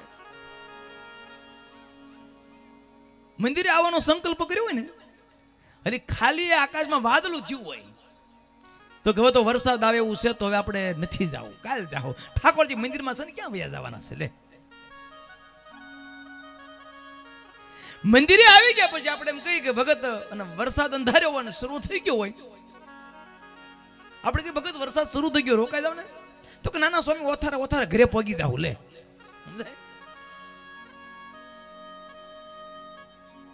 ઘરેથી મંદિરે આવવું હોય તો સરપ સામે થયો ને એમ આવે અને મંદિરેથી ઘરે જાવ તો વાહે થયો એમ જાય બોલો એટલે લખ્યું હંસલો હરિભજન નો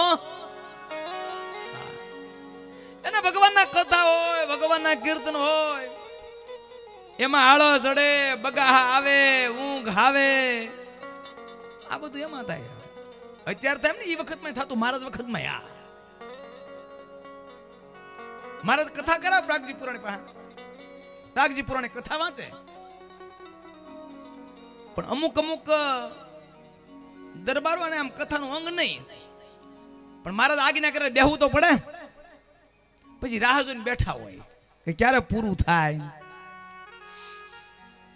પછી કંટાળો ચડે પછી શું કરે પછી સોમલો ખાતર સુરા ખાતર ને પૂછે સુરા કેમ થયું તો હજી તો ટાઈમ લાગશે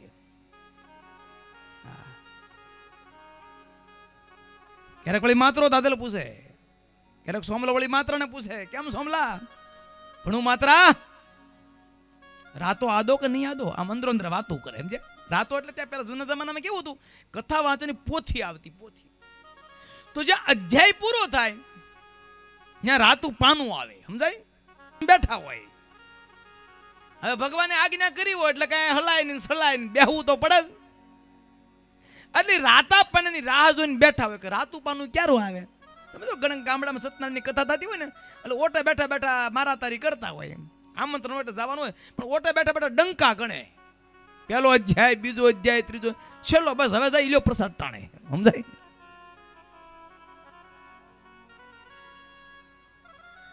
તે દરબારો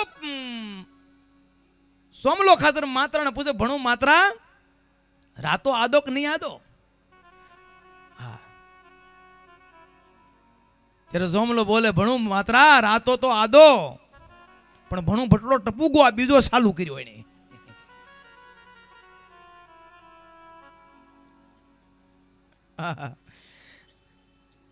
એટલે લખ્યું ઈ એને એવી આળસ સડે છે એટલે તો આટલા જન્મ આવ્યા વિચાર તો કરો કેટલા જન્મ આવ્યા તમે વિચાર કરો ભગવાન સ્વામિનારાયણ વચનામૃતમાં લખે કે સમુદ્રમાં જેટલું પાણી છે એટલું આ જીવ માતાનું દૂધ ધાવી ગયો વિચાર કરો સમુદ્રમાં જેટલું પાણી છે એટલું આ જીવ માતાનું દૂધ ધાવી ગયો પણ તેમ છતાં મુક્તિ પદને ન પામ્યો એનું કારણ બસ આજ બીજું કાંઈ નહીં એને હેમાં આળસડી ભગવાનના ભજનમાં જ આળસડે બાકી બધે સાવધાન બોલવા મહારાજ ક્યારેક ક્યારેક રમૂજે સડે ને ત્યારે સુરા ખાચર ને પૂછે સુરા ખાચર તમને કયો શ્લોક બહુ ગમે કૃપાનાથ મને તો ઓલો ગમે શ્રીપતિમ શ્રીધરમ સર્વદેવ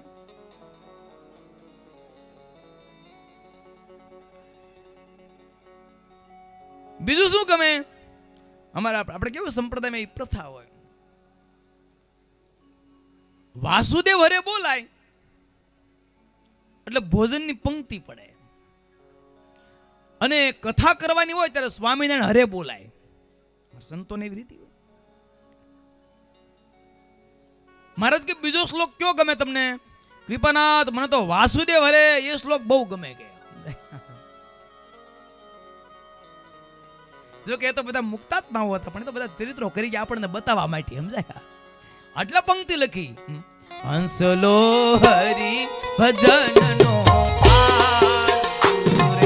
હંસલો હરી ભજનનો આળસુ રે હંસલો હરી ભજનનો આળસુ હંસલો હરી ભજનનો આળસુ રે પણ એક બાબતમાં બહુ હોશિયાર છે શેમાં એ હંસલો ભોજનમાં હોશિયાર એ હંસલો ભોજનમાં હોશિયાર એ હંસલો ભોજનમાં હોશિયાર એ હંસલો ભોજનમાં હોશિયાર એ હંસલો ચાલ્યો જવાનો જય હો. એકલો રે એ હંસલો ચાલો જવાનો એકલો રે એ હંસલો ચાલ્યો જવાનો એકલો એ હંસલો ચાલો જવાનો એકલો રે એ સાથે પુણ્ય ને પાપ બે હોય સાથે પુણ્ય ને પાપ બે હોય એ સાથે પુણ્ય ને પાપ બે હોય સાથે પુણ્ય ને પાપ બે હોય હંસલો ચાલ્યો જવાનો એકલો એ હંસલો ચાલો જવાનો એકલો રે એ ચાલ્યો જવાનો એકલો એ ચાલો જવાનો એકલો રે હંસલો હરિભજન નો આળું પણ હોશિયાર હેમાં ભોજનમાં આહાર ખાવાનો તો બડી તગરી મેરી બોલો તમે જો કોઈ પણ આયોજન હોય એમાં તમે ભોજન નહીં રાખતા ખબર પડે લ્યો પ્રસાદ નો રાખો અને પ્રસાદ રાખો તો પબ્લિકમાં ફેરફાર પડી જાય બોલો પણ વગર પ્રસાદ નું જવા જો તમે આપણે જો અમુક અમુક શાકોસોની હોય ને લગભગ માણસો કથા તો 9 વાગ્યાની શરૂ થઈ ગઈ હોય પણ માણસો આવે ક્યારે ખબર 11:30-12 પછી તો આવવાની એન્ટ્રી થાય બોલો તો કથા તો 9 વાગ્યાની શરૂ થઈ ગઈ હોય સમજાય ભક્તો યાદ રાખજો જેવી ભોજનમાં લગ્ન છે એવી ભજનમાં લાગી જાય તો બેડો પાર થઈ જાય બેડો પાર થઈ જાય અને યાદ રાખજો એ લગ્ન લગાડવી જ પડશે જો છેલ્લો જન્મ કરવો હોય તો બાકી જો લક્ષ રાશિમાં ફરવું જ હોય તો એના માટે કઈ વાત નથી પણ જેને છેલ્લો જન્મ કરવો હોય એને તો ભગવાનના ભજનમાં લગ્ન લગાડવી પડે ને લગાડવી પડે તમે વિચાર તો કરો ભગવાન નીલકંઠ એ પોતાના ચરિત્રો દ્વારા આપણને શીખવાડે છે કેવી રીતે વર્તે છે ભજન में सावधान रे भजन में सावधान रे भजन में सावधान रे भजन में सावधान रे देखो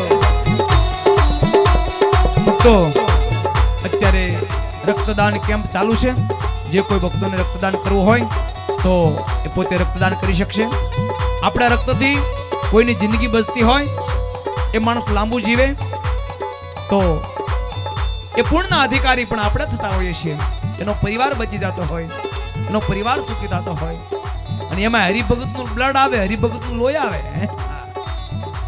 તો એના વિચાર પણ બદલી જાય અને એ માણસ હરિભગત પણ થઈ જાય અને એક જીવ ભગવાનને માર્ગે ચડે આખું બ્રહ્માંડ ભાંગવાનું ઉગારણ જેટલું પુણ્ય મળે એટલું પુણ્ય મળતું હોય છે તો જે કોઈ ભક્તોને રક્તદાન કરવું હોય તો રક્તદાન કેમ્પ ચાલુ છે તો એ રક્તદાન કરાવી શકશે જય હો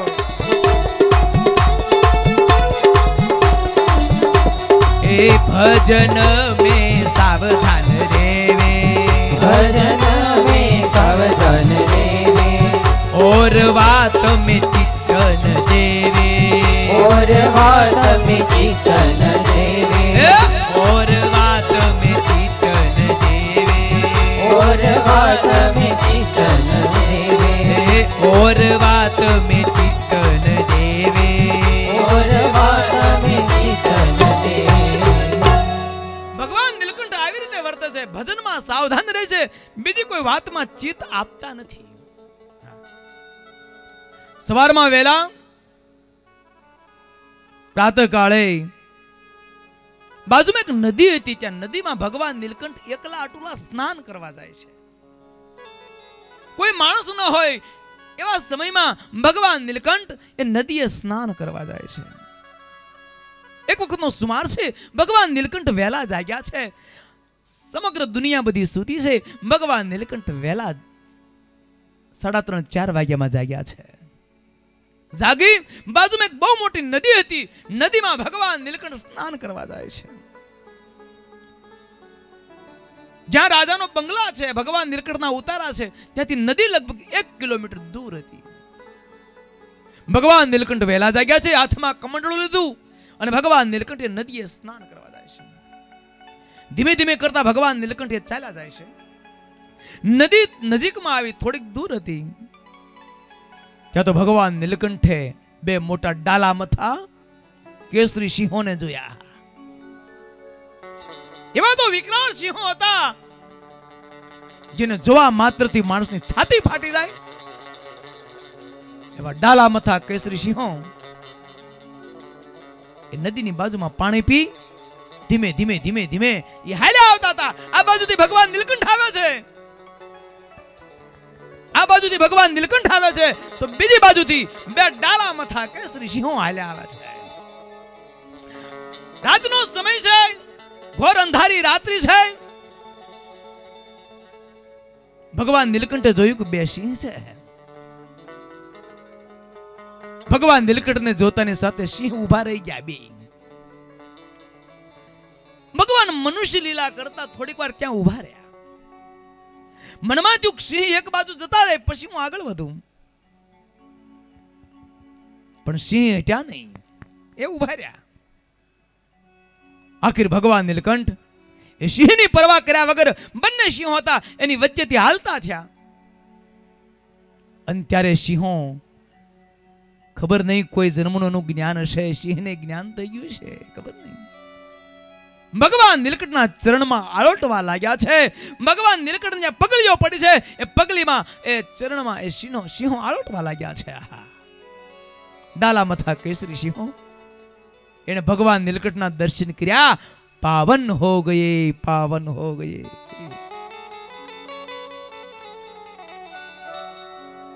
પણ એ ડાલા મથા કેસરી સિંહ હતા, પણ ભગવાન નીલકંઠને ભય નથી લાગ્યો. સિંહથી ડર્યા નથી. એવા એવા પણ પ્રસંગો આવે છે કે જંગલમાં કેસરી સિંહો આવ્યા હોય, ભગવાન નીલકંઠ કેસરી સિંહને ઓઠીંગણ દઈને પણ સૂતા છે. કેસરી સિંહને ઓઠીંગણ દઈને સૂતા છે. બોલો, આવા અનેક પ્રસંગો છે જંગલમાં વન વિચરણ વખતે. ભક્તો યાદ રાખજો, એ ભગવાનથી જ થઈ શકે, ભગવાનથી થઈ શકે, સામાન્ય માનવનું કોઈ કામ નથી. પેલા સિંહો એ ભગવાન નીલકંઠના ચરણમાં આલોટવા લાગ્યા છે. આખિર ભગવાન નીલકંઠ એ સિંહની પરવા કરવા વગર આગળ વધ્યા, નદીમાં સ્નાન કરી ફરીને પાછા બંગલે પધાર્યા છે. આવા તો ભગવાનના ચરિત્રો અનંત પાર છે. હવે સ્વામી લખે છે, શ્રી હરિ રહે જો બાગ માહી, શ્રી હરિ રહે જો બાગ માહી, શ્રી હરિ રહે જો બાગ માહી, શ્રી હરિ રહે જો બાગ માહી, बड़े बड़े तिहाँ वृक्ष रहाही, बड़े बड़े जिहाँ वृक्ष रहाही, कटहर अम्ब अनंत अपारा, कटहर अम्ब कंच अपारा, फल फूल करी सोहत सारा, फल फूल करी सोहत सारा. ભગવાન નીલકંઠે જે બગીચામાં ઉતારો કર્યો, ત્યાં અનેક પ્રકારના વૃક્ષો છે, આંબા છે, આંબલીઓ છે, અનેક પ્રકારના ફળ ફૂલો વાળા ઝાડવા છે, ભવ્ય બગીચો છે, રાજાનો બગીચો છે. એ બગીચામાં શું ખામી હોય? બગીચામાં અનેક પ્રકારના પક્ષીઓ કિલકિલાટ કરે છે, કોયલો ટહુકારા કરે છે, મયુરો નર્તન કરે છે, સુંદર સરસ મજાનો બગીચો છે, મહારમણીય બગીચો છે. બગીચામાં અનેક પ્રકારના વિવિધ પ્રકારના ઝાડવાઓ છે, અને બગીચામાં રાજકુંવરી 16 શણગાર ધારણ કરી અનંત સખીઓની સાથે એ રાજકુંવરી બગીચામાં આવે છે અને બગીચામાં બે ઝાડવા વચ્ચે એક સરસ મજાનો હિંડોળો બાંધેલો હોય છે. રાજકુંવરી સખીઓ સાથે આવી 16 શણગાર ધારણ કરી અને એ બગીચામાં હિંડોળે ઝૂલે છે, હિંડોળે હિંચકે છે. અને એ વખતે એ બગીચામાં જે બંગલાઓ હતા એમાં અનેક ભેગધારીઓને ઉતારા આપ્યા હતા. એ ભેગધારીઓ જેમાં સંતતા નહોતી એવા ભેગધારીઓ રાજકુંવરીને જોઈને મોહિત થઈ જતા હતા. રાજકુંવરી જાણી ગઈ કે આ બધાય ખરેખર ખાલી એના ભગવા કપડા પહેર્યા છે, વાસ્તવિકમાં એનામાં સંતતા નથી. ભગવાન નીલકંઠની સાધુતા જોઈ છે એ વિના અન્ય ભેગધારીઓની સંતતાને રાજકુંવરી જાણી ગઈ છે. રાજકુંવરીએ જઈ રાજમહેલમાં જઈ એની માને વાત કરી, રાણીને વાત કરી છે અને રાણીને વાત કરી કે બીજા જે ભેગધારીઓ છે એકેની દ્રષ્ટિ કાબુમાં નથી.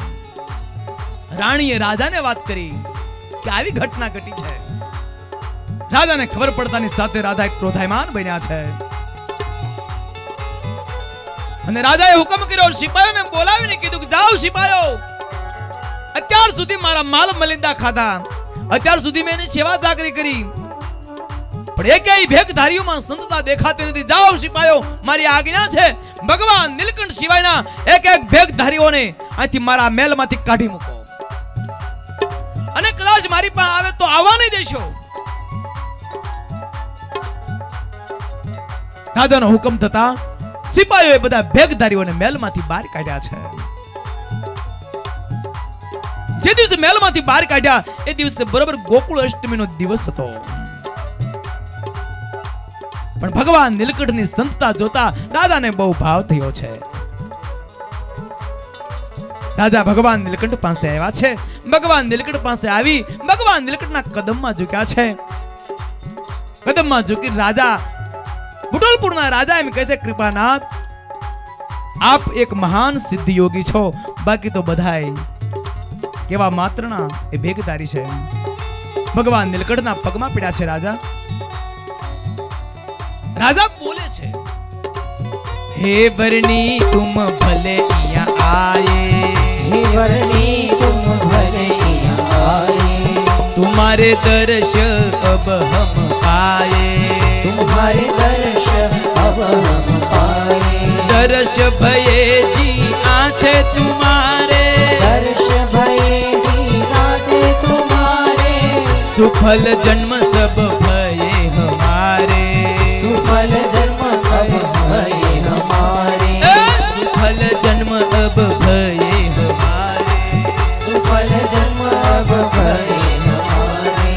બુટોલપુરના રાજા ભગવાન નીલકંઠને કહે છે, હે કૃપાનાથ, આપ અમારા પુરમાં પધાર્યા, આજ અમારો જન્મ સફળ થઈ ગયો, આજ અમારો જન્મ સફળ થઈ ગયો, અમે તમારા દર્શન કર્યા. હે કૃપાનાથ, હવે અમારી ઈચ્છા એવી છે, અત્યાર સુધી તમે બહુ તપ કર્યું, બહુ યોગ સાધના કરી, હવે ઈચ્છા અમારી એવી છે, આપ અમારું અન્ન જમો. હે કૃપાનાથ, તુમ જે બ્રહ્માંડ જે સબ હી, કૃપાનાથ તમે જમશો તો અમે એમ માની છે આખું બ્રહ્માંડ જમી ગયું. કૃપાનાથ, આજથી અમારી રસોઈ જે અમારા ભૂદેવ કરે છે એ રસોઈમાં આપણે સાથે જમશું.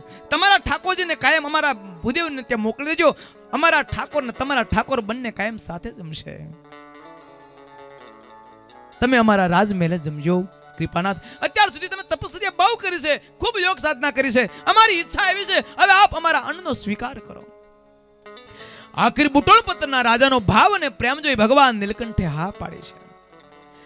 ભગવાન નીલકંઠના શાલિગ્રામને દરરોજ ત્યાંના જે રાજાના જે ભૂદેવ હતા એ રોજ રસોઈ કરે છે, એ શાલિગ્રામને કાયમ ત્યાં રસોડે લઈ જાય છે, શાલિગ્રામને જમાડે છે અને ત્યારબાદ ભૂદેવ જાતે પીરસીને ભગવાન નીલકંઠને જમાડે છે. રાજા રાણી ખૂબ ખુશ થાય છે. દિન પ્રતિદિન ભગવાન નીલકંઠ પ્રત્યે રાજા અને રાણીને ભાવના વધવા લાગી છે. આખિર તો રાજા ને રાણીને એવી ભાવના થઈ કે જાણે ભગવાન નીલકંઠ પોતાના રાજકુમાર હોય એવી ભાવના રાજા અને રાણીને બંનેને થઈ છે. પોતાના રાજકુમાર કરતાંય પણ ભગવાન નીલકંઠને વધારે હાંચવે છે. જે કઈ હારી ચીજ આવી હોય તરત ભગવાન નીલકંઠને અર્પણ કરે છે. ભગવાન નીલકંઠને આપ્યા વિના ઘરમાં કોઈ કઈ ખાતું નથી, કોઈ કઈ અંગીકાર કરતું નથી. આખી રાજા રાણી, રાજકુમાર, રાજપુત્રી એ બધાય ભગવાન નીલકંઠના શરણે થઈ ગયા છે. આ બાજુ ભગવાન નીલકંઠ હવે ચાલવાની તૈયારી કરે છે. રાજા રાણી ભગવાનના પગમાં પડ્યા, કૃપાનાથ ન જાઓ, અમે તમને જવા નહીં દઈએ. બહુ આગ્રહ કર્યો છે. ભગવાન રોકાણા છે. ભગવાન નીલકંઠે વિચાર કર્યો કે રાજા રાણી એને એટલો બધો ભાવ થયો છે, મને જવા નહીં દે. અને જો અહીંયા રોકાઈ જાય તો મારે તો લાખો આત્માના કલ્યાણ કરવા કેમ મેળ પડશે. એક વખતનો સુમાર છે, રાત્રિએ તમામ પ્રજા ઘસઘસાટ ઊંઘી રહી છે, કોઈને ખબર ન પડે એ રીતે ભગવાન નીલકંઠ એકલા નીકળી ગયા છે. સવારે જાગ્યા, રાણીને ખબર પડી કે ભગવાન નીલકંઠ વૈયા ગયા છે. અને એ જ વખતે રાણીએ હુકમ કર્યો ઘોડેસવારોને જાઓ 10-10 કોસ સુધી ઘોડા દોડાવો. ભગવાન નીલકંઠ જ્યાં ગયા હોય ત્યાંથી એને પકડીને પાછા લાવો. એ નીલકંઠને જવા નથી દેવા. અને રાજાનો રાણીનો હુકમ થતા ઘોડેસવારો અનેક ઘોડાઓ લઈને છૂટ્યા છે. ચારે બાજુ ચારે દિશામાં ઘોડા દોડાવી મૂક્યા છે. આખીર ભગવાન નીલકંઠને પરાણે પકડીને આગ્રહ કરીને ફરીને પાછા રાજ્યમાં લાવ્યા છે. રાજા અને રાણી ભગવાન નીલકંઠને એમ કહે છે, કૃપાનાથ, તમારા વગર અમે જીવી નહીં શકીએ. તમે અમારા જીવનનું પ્રાણ છો. ભક્તો યાદ રાખજો, જીવન પ્રાણ એને કહેવાય જેના વગર જીવી ન શકાય. ભક્તો યાદ રાખજો, ભગવાન ભક્તને જીવન પ્રાણ તો કોણ હોય? ભગવાન હોય. લોભીન કુ જૈસે ધન સુખદાઈ, કામીન કુ જૈસે ના. લોભીને ધન સુખદાઈ હોય છે, કામીન કુ નારી હોય છે. મેરે તો તુમ જીવન બાલ મુકુંદા. ભક્તો યાદ રાખજો, ભગવાનના જે મહાન ભક્તો થયા છે એના જીવન કોણ હતા? ભગવાન હતા. એટલે આપણે જો ઘણી વખત જીવન શબ્દનો પ્રયોગ આપણે કીર્તનમાં આવતો હોય છે. આપણે ગાય છે ને, સર્વે સખી જીવન જોવાને ચાલો રે. સર્વે સખી જીવન જોવાને ચાલો રે. સર્વે સખી જીવન જોવાને ચાલો રે. સર્વે સખી જીવન જોવાને ચાલો રે. શેરડીયુંમાં આવેલ ટકંતો લાલો રે. શેરડીયુંમાં આવેલા ટકંતો લાલો રે. સર્વે સખી જીવન જોવાને ચાલો રે. સર્વે સખી જીવન જોવાને ચાલો રે. તો જીવન કોને કહેવાય? જેના વગર જીવી ન શકાય એને શું કહેવાય? જીવન. માછલાનું જીવન શું કહેવાય? પાણી. અરે નિષ્કળણ સમય પંક્તિ લખી, મીન મરે જળ મૂકતા, મીન મરે જળ મૂકતા, જીરે ધન્ય એ પ્રીત પરમાણ, નાવ્યો સંદેશો નાથ. કુંજતણા બાઈ બાળકા, કુંજતણા બાઈ બાળકા, જીરે જુએ વાટ 6 માસ, અવધેન આવે જનની. કુંજતણા બાઈ બાળકા. કુંજડીઓ ઈંડા મૂકીને દૂર પ્રાંતમાં ચારો ચરવા જતી રહી. પણ એનો નિયમ હોય કે અમુક સમય થાય 6 મહિને કુંજડીઓ પાછી ફરે. પણ આ બચ્ચાને ને માને એટલી બધી પ્રીતિ હોય. તમે વિચાર કરો, હજારો ગાવ્ય કુંજડીઓ દૂર જતી રહી હોય, વૃત્તિ દ્વારા ઈંડાને સેવતી હોય. 6 મહિને કુંજડીઓ 6 મહિને કુંજડીઓ ચારા ફરીને જ્યારે પાછી ફરે ત્યારે હજારો કુંજડા મધ્યે એ બચ્ચું એની માને ઓળખી લે. વિચાર તો કરો. આહા, પહેલી જ મુલાકાતમાં હજારો કુંજડીઓ મધ્યે એ બચ્ચું એની માને ઓળખી લે. એ કેટલી એકાત્મતા હશે, કેવો પ્રેમ હશે. અને 6 મહિને જો કુંજડી પાછી ન ફરે તો બચ્ચું એના માના વિયોગમાં પ્રાણ છોડી દે. માછલાને તમે પાણીમાંથી કાઢીને દૂધમાં રાખો તો જીવશે નહીં? જીવે કેમ? માછલાનું જીવન જળ છે. ભક્તો, આપણને ભગવાનમાં પ્રેમ તો છે, પણ કેવો? માછલા જેવો નહીં, પણ કેવો? દેડકા જેવો. કેવો? સમજાય? આપણને ભગવાનનો પ્રેમ તો છે, પણ માછલા જેવો નહીં, પણ કેના જેવો? દેડકા જેવો. દેડકાને પાણીમાં વાહવા અને જમીન ઉપર વાહવા. ઘણા મંદિરે આવીને ઠાકોરજી આગળ કીર્તન બોલતા હોય, એવા ભાવ થઈને આપણે કહો ભક્તિ તો બાકી આની જ છે. એવો ગાધો હોય એમ આપણે કહો હવે તો આને તો ભગવાન સિવાય આના કઈ જ નથી. તમે મારા થયા, હું તમારો થયો. ગાવ ગાવ. તમે થોડો કોલ્યુમ વધારો, થોડો. તમે મારા થયા, એટલું બોલો.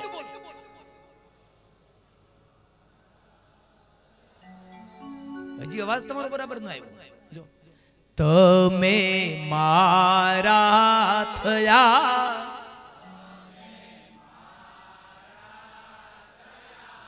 હું તમારો થયો.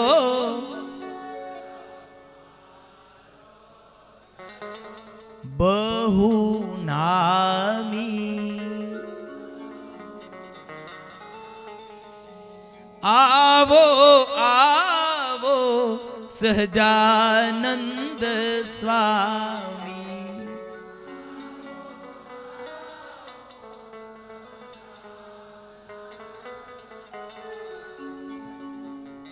એવા કીર્તન ગાતો આપણને લાગે ઠાકોર જ્યાંથી અક્ષરધામમાંથી નીચે ઉતરી જાય, એવું લાગે સિંહાસનમાંથી પ્રગટ થઈ જાય. તમે મારા થયા, હું તમારો થયો. આ જીવ તો ભગવાનનો થઈ ગયો. પણ પાછું ઘરે જાય તો ન્યાય એમ જ ચાલુ કરે, તમે મારા થયા, હું તમારો છું. બોલો, આગળ ભગવાન આગળ કહેતો હતો.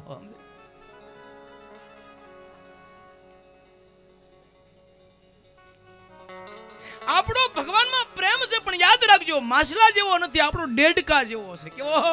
દેડકાને પાણીમાં વાહવા ને પૃથ્વી ઉપર વાહવા. ભક્તો જીવન એને કહેવાય જેના વગર જીવી ન શકે. એ સંતોનો, એ ભક્તોના જીવન ભગવાન હતા. એટલે તો બ્રહ્માનંદ સ્વામી ગાય છે, જો કેવું શું કહે? જીવું છું રસીલા તારા મુખડાને જોતી, જીવું છું રસીલા તારા મુખડાને જોતી. હૈડાના હાર પ્યારા નથડીનું મોતી, હૈડાના હાર પ્યારા નથડીનું મોતી. જીવું છું રસીલા તારા મુખડાને જોતી, જીવું છું રસીલા તારા મુખડાને જોતી. હે બ્રહ્માનંદ સ્વામી કહે, કૃપાનાથ અમે તો અમારા જીવન તમે છો, અમે તો તમારું મુખ જોઈ જોઈને જીવીએ છીએ. તમને ન જોઈએ ને તો અમારા શરીરમાં પ્રાણ ન રહે. અમારું જીવન જ તમારું મુખ છે. જીવું છું જોઈને, જીવું છું જોઈને તારું મુખડું મોહનલાલ. મુક્તાનંદ સ્વામી બોલે. મુક્તાનંદ સ્વામીની બીજી પંક્તિ, જે દિનમાં દર્શન નવ પામું રે, જે દિનમાં દર્શન નવ પામું રે, તે દિન વીતે મારો, તે દિન વીતે મારો, તે દિન વીતે મારો, રોઈને રે મારા નૈણા ઠરે છે જો. તે દિન વીતે મારો, રોઈને રે મારા નૈણા ઠરે છે જોઈને. મુક્તાનંદ સ્વામી બોલે, મારા જે દિવસે અમે તમને જોતા નથી ને એ દિવસ તો અમારો રોઈ રોઈને વીતે છે. એક એક ને એ ભગવાનમાં પ્રેમ તો જો. મારા પ્રાણના જીવન, પ્રેમાનંદ સ્વામી બોલે, એ તમને જોઈ જોઈને જીવું રે જીવન મારા.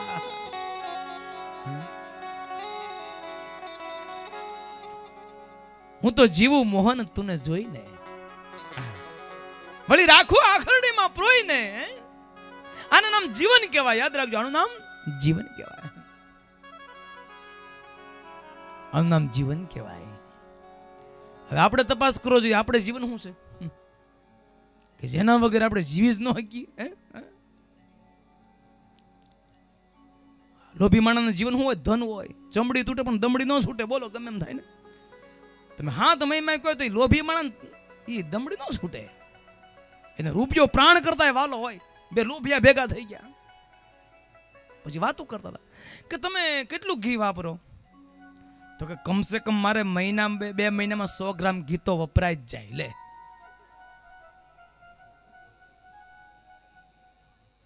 ત્યાં તો બીજો લોભિયો બોલ્યો, શું વાત કરો છો? 2 મહિનામાં 100 ગ્રામ ઘી વાપરી નાખો છો? ભૂખ ભેગા થવાના લાગો છો.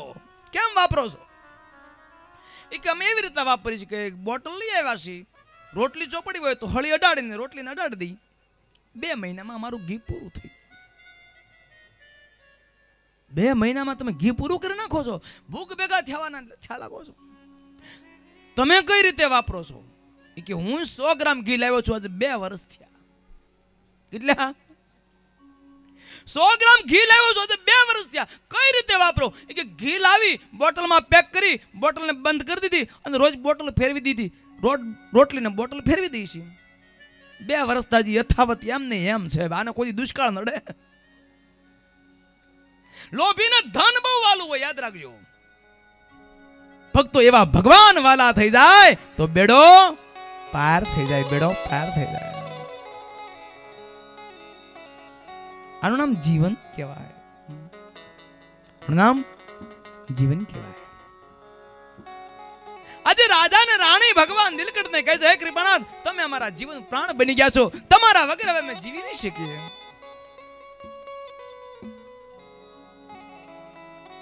ચંદ્રનું ચકોરનું જીવન શું છે? ચંદ્ર છે. એટલે બહુ સારી પંક્તિ છે, વાલા તારી મૂર્તિનું બંધન છે. બહુ બધું પંક્તિ. વાલા તારી મૂર્તિનું બંધન છે, ચંદ્રને ચકોરી પ્રીતડી ના જેવું. વાલા તારી મૂર્તિનું બંધન છે, ચંદ્રને ચકોરી પ્રીતડી ના જેવું. વાલા તારી મૂર્તિનું બંધન છે, ચંદ્રને ચકોરી પ્રીતડી ના જેવું. વાલા તારી મૂર્તિનું બંધન છે, ચંદ્રને ચકોરી પ્રીતડી ના જેવું. હે ચંદ્રને જો નિરખે ના એક પલ ચકોરી, તજી દે પ્રાણને વિયોગે જૂરી જૂરી. ચંદ્રને જો નિરખે ના એક પલ ચકોરી, તજી દે પ્રાણને વિયોગે જૂરી જૂરી. ઓ ચંદ્રને જો નિરખે ના એક પલ ચકોરી, તજી દે પ્રાણને વિયોગે જૂરી જૂરી. ચંદ્રને જો નિરખે ના એક પલ ચકોરી, તજી દે પ્રાણને વિયોગે જૂરી જૂરી. અદ્ભુત આ બંધન છે, નામ નાય દેવું. ચંદ્રને ચકોરી પ્રીતડી ના જેવું. વાલા તારી મૂર્તિનું બંધન છે, ચંદ્રને ચકોરીની પ્રીતડી ના જેવું. વાલા તારી મૂર્તિનું બંધન છે, ચંદ્રને ચકોરીની પ્રીતડી ના જેવું. વાલા તારી મૂર્તિનું બંધન છે, ચંદ્રને ચકોરીની પ્રીતડી ના જેવું. ચંદ્રને ચકોરીની પ્રીતડી ના જેવું. ચંદ્રને ચકોરીની પ્રીતડી ના જેવું. ઓહો ચંદ્રને ચકોરીની પ્રીતડી ના જેવું. ચંદ્રને ચકોરીની પ્રીતડી ના જેવું. હે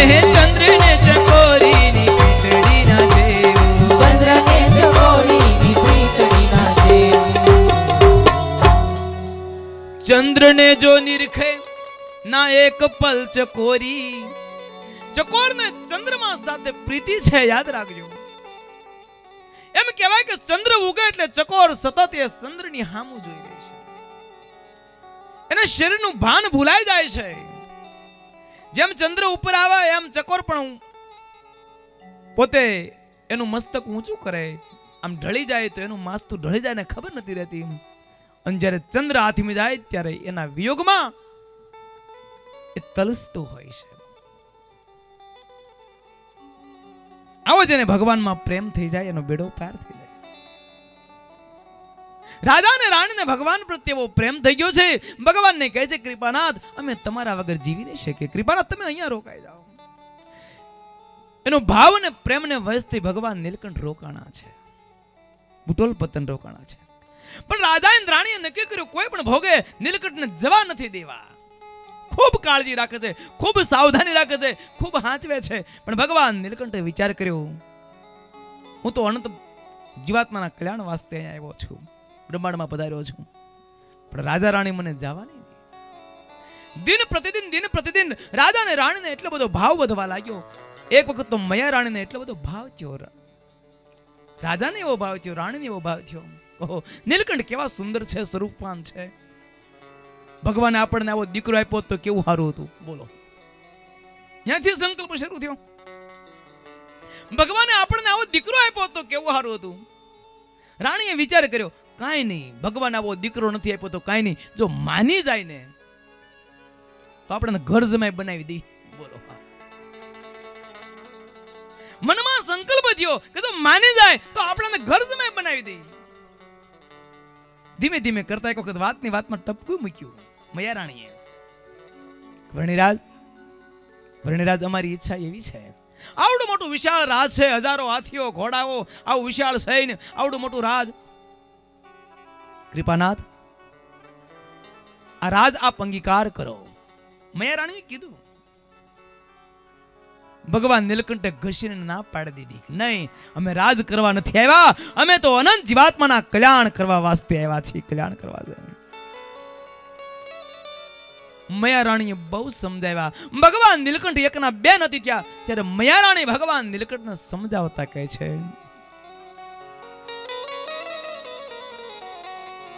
द्वादश वेश वर्ष तुम बरनी, जो बन तरुण विकट होय तरनी। द्वादश वेश वर्ष तुम बरनी, जो बन तरुण विकट होय तरनी। हे वर्णी हजी तमारी उम्र नानी छे, हजी तमारी उम्र फक्त 12 વર્ષની છે એટલે હે વર્ણી તમે ત્યાગ અને વૈરાગીની વાતો કરો છો, પરંતુ જોબન અવસ્થા પાર પાડવી બહુ અઘરી વસ્તુ છે। હે વર્ણી રાજ દરિયો તરવો હેલો છે પણ જોબન અવસ્થા તરવી બહુ અઘરી છે, માટે વાત માની જાઓ। મયા રાણી ભગવાન નીલકંઠને કહે છે એ જ્યારે થાશે જોબન જોર પછી પસ્તાશો, પછી પસ્તાશો, મળી કોઈ વેરાગણ નાર લઈને ભાગી જાશો, મળી કોઈ વેરાગણ વારદાને લઈ જાશો।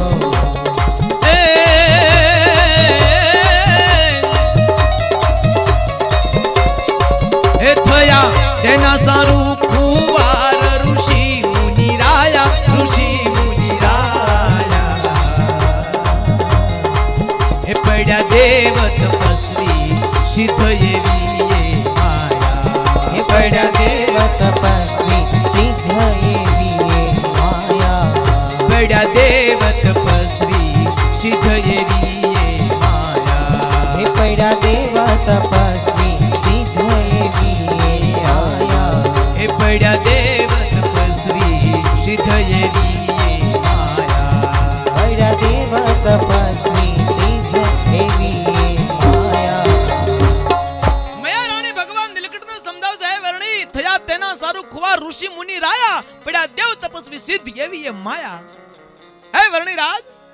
મોટા મોટા દેવતાઓ, ઋષિઓ, મહર્ષિઓ એના સરોખવાર થયા છે. તમે વિચાર કરો, દુર્વાસા મુનિ કોઈનું સહન કરે? જરાય કે નહીં. બોલો, હવે દુર્વાસા મુનિ ને તપસ્યા કરતા હતા. વચ્ચે તેનો વિચાર થયો લગ્ન કરવાનો. હવે દુર્વાસાને કોણ આપે કયો? સમજાય? કારણ કે બધાને દુર્વાસાના સ્વભાવની ખબર. ગણે ઠેકાણે ફેર્યા પણ કોઈ હા ન પાડી. હવે ઉરુ ઋષિ પાસે ગયા. ઉરુ ઋષિને કન્યા હતી, એનું નામ કદળી. દુર્વાસાને કોઈ દેતું નહોતું, કદળીને કોઈ લેતું નહોતું. ન્યાય ગયા, માગું નાખ્યું. ઉરુ ઋષિ કે પણ આ બે કેમ સેટિંગ થાય? લોઠે લોઠું ગાય, તીખારા થાય, અને મારી દીકરીનો સ્વભાવ આવો છે, કેમ સેટિંગ થાય? દુર્વાસા કે વાંધો નહીં, હું સહન કરી લી. હા, ઘણા બાર સહન જરાય ન કરતા હોય, પણ ઘરે બકરી ડબે ને પૂછડી બહાર. પણ તમારાથી સહન થા, નકર દુર્વાસા કોઈનું સહન જરીકે ન કરે. ભૂલમાં સહેજ ફેર પડી ગયો તો તરત ઠપકારી દે શ્રાપ. બોલો, તમે કોઈ પણ પાત્ર જોશો ભાગવતના, મહાભારતના, રામાયણના, પુરાણના, દુર્વાસા આવે એટલે સમજો હમણાં કાંઈક નવા જૂની થાય. સહેજ ફેર પડ્યો નથી, ટપકાર્યું નથી. ઉરુ ઋષિ કહે છે પણ તમે કેમ સહન કરજો? તો કે ના ના, સહન કરી લઈશ.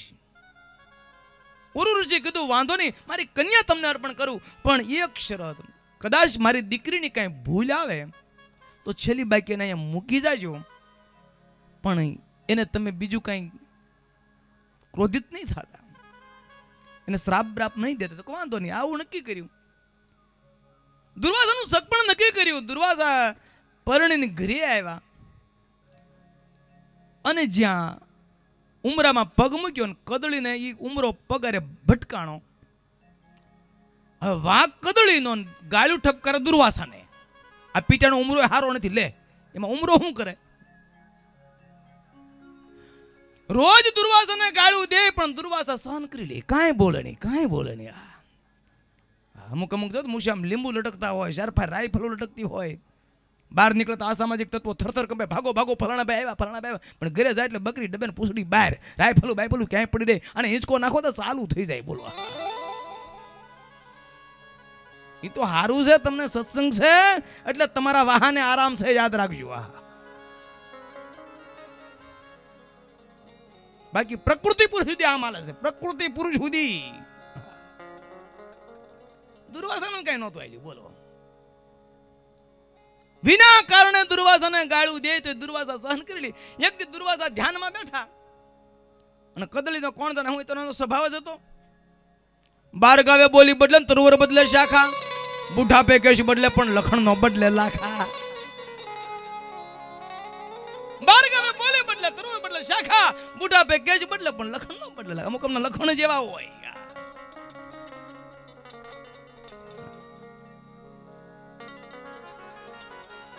અમુકના લખણ જેવા હોય. તમે જો લીમડાની લીંબોળી અને 20 વર્ષ તમે મધમાં રાખો તો એ કોઈ દી મીઠી ન થાય. કૂતરાની પૂંછડી તેને 100 મહિના પાઇપમાં રાખો તો એ કોઈ દી સીધી ન થાય. છેલ્લી બાકી પાઇપ વળી જાય. એમ અમુક અમુક માણસના સ્વભાવ કૂતરાની પૂંછડી જેવા હોય. બોલો, અને પાછા કે સ્વામી અમે મોટા મોટા સંતો ભેગા રહેલા છીએ પણ લોહી પીવા. આ કઈ સુધારો ન થાય. આનો તો સ્વભાવ જ યાદ રાખજો, આનો તો સ્વભાવ જ હતો. વિના કારણે દુર્વાસાને ગાળ્યું. એક દુર્વાસા ધ્યાનમાં બેઠેલા અને બરોબર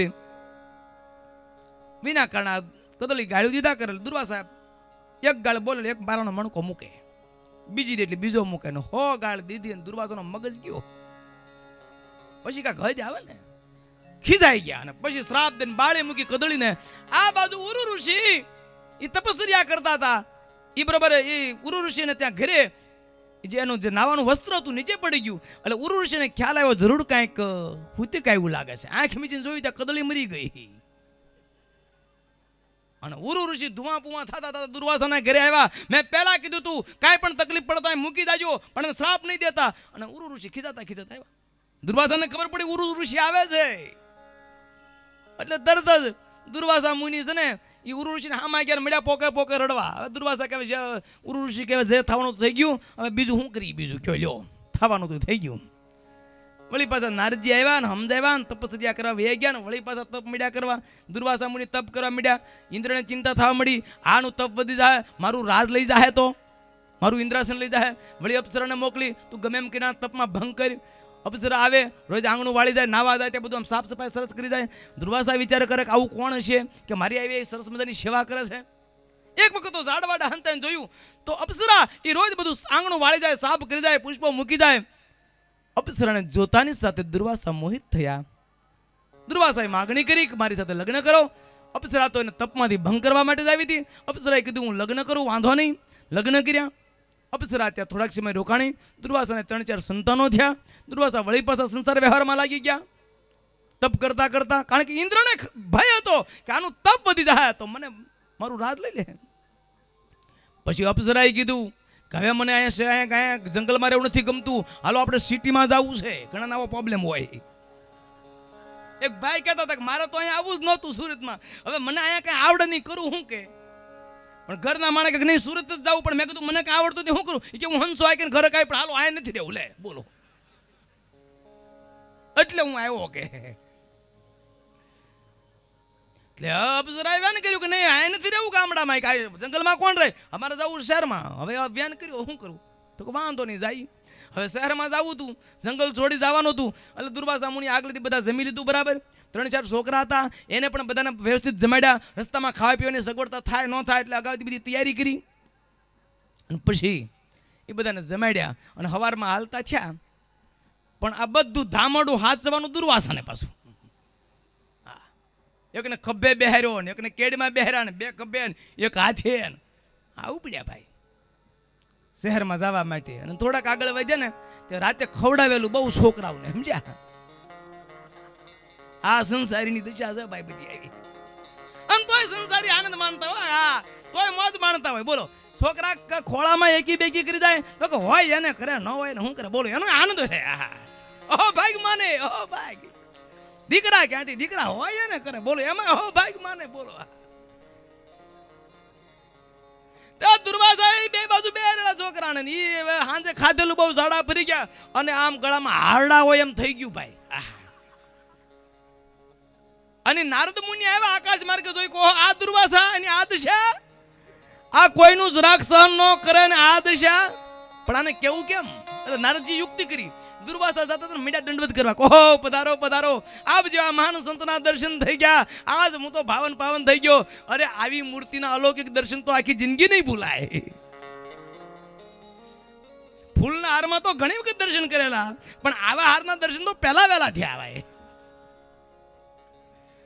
પછી દુર્વાસાએ ને નારદજી સમજાવ્યા કે તમે આ શું કરતા હતા, ક્યાં પહોંચી ગયા.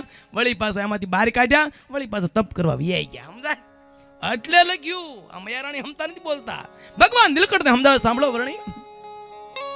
એ થયા તેના સારું કુવાર ઋષિ આયા, ઋષિ મુનિ રાજા પડ્યા દેવ તપસ્વી સિદ્ધ એવી માયા. હે પડ્યા દેવ તપસ્વી સિદ્ધ એવી માયા. જ્યારે આશે જો બની જોર પછી પસ્તાશો, પછી પસ્તાશો. મળી કોઈ વેરાગણ્ય નાર લઈને ભાગી જાશો. હે મળી કોઈ વેળા નાર લઈ ભાગી જાશો. હે મળી કોઈ વેરાગણ્ય નાર લઈને ભાગી જાશો. હે મળી કોઈ વેળા નાર ભાગી લઈ જાશો. હે વર્ણિરાજ, તમારી ઉંમર નાની છે એટલે ત્યાગ અને વૈરાગની વાતો કરો છો. તમને યુવાની અવસ્થાની ખબર નથી. યુવાની અવસ્થામાં તમારો વૈરાગ નહીં ટકે. કોઈ વૈરાગ અને ભગવાનનું ભજન કરતી છે એને ઉપાડીને જતા રહેશો, તમારી આબરૂ જશે. એના કરતાં માની જાઓ, અમારી 2 કન્યા તમને પરણે દઉં, મારું રાજ આખું અર્પણ કરી દઉં. ભગવાન નીલકંઠે વિચાર કર્યો, અમને તો શું આ માયા બાદ કરે, પણ અમારા યોગમાં આવેલા હજારોને માયાના બંધન થકી મુક્ત કરશે.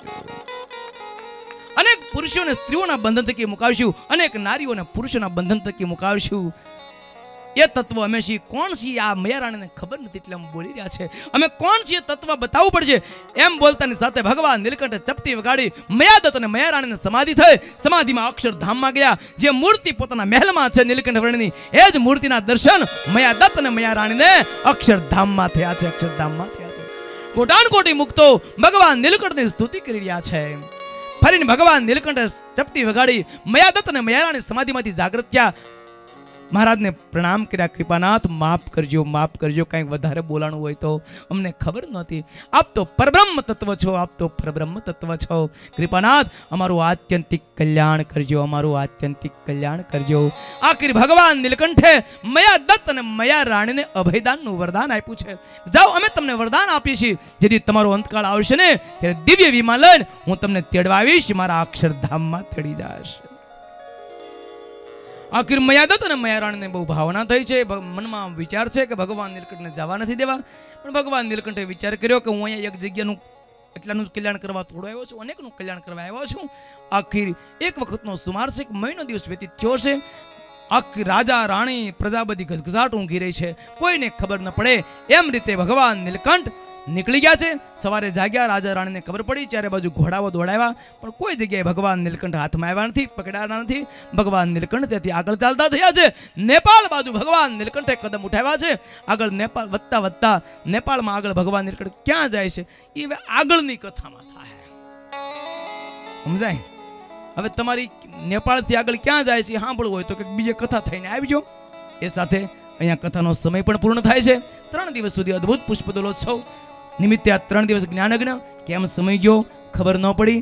ખરેખર આ ભગવાનની કથા આવી રીતે ગાતા અને સાંભળતા જીવન વીતે એ જ જીવનની ધન્યતા છે, એ જ જીવનની સાર્થકતા છે. ભક્તો, આ કથા કેવી તો જો કે મારી શક્તિ બહારની વાત છે, પણ તેમ છતાં જે કાંઈ કહેવાનું એ ભગવાનની કૃપા. એની કૃપા વગર કાંઈ ન થાય.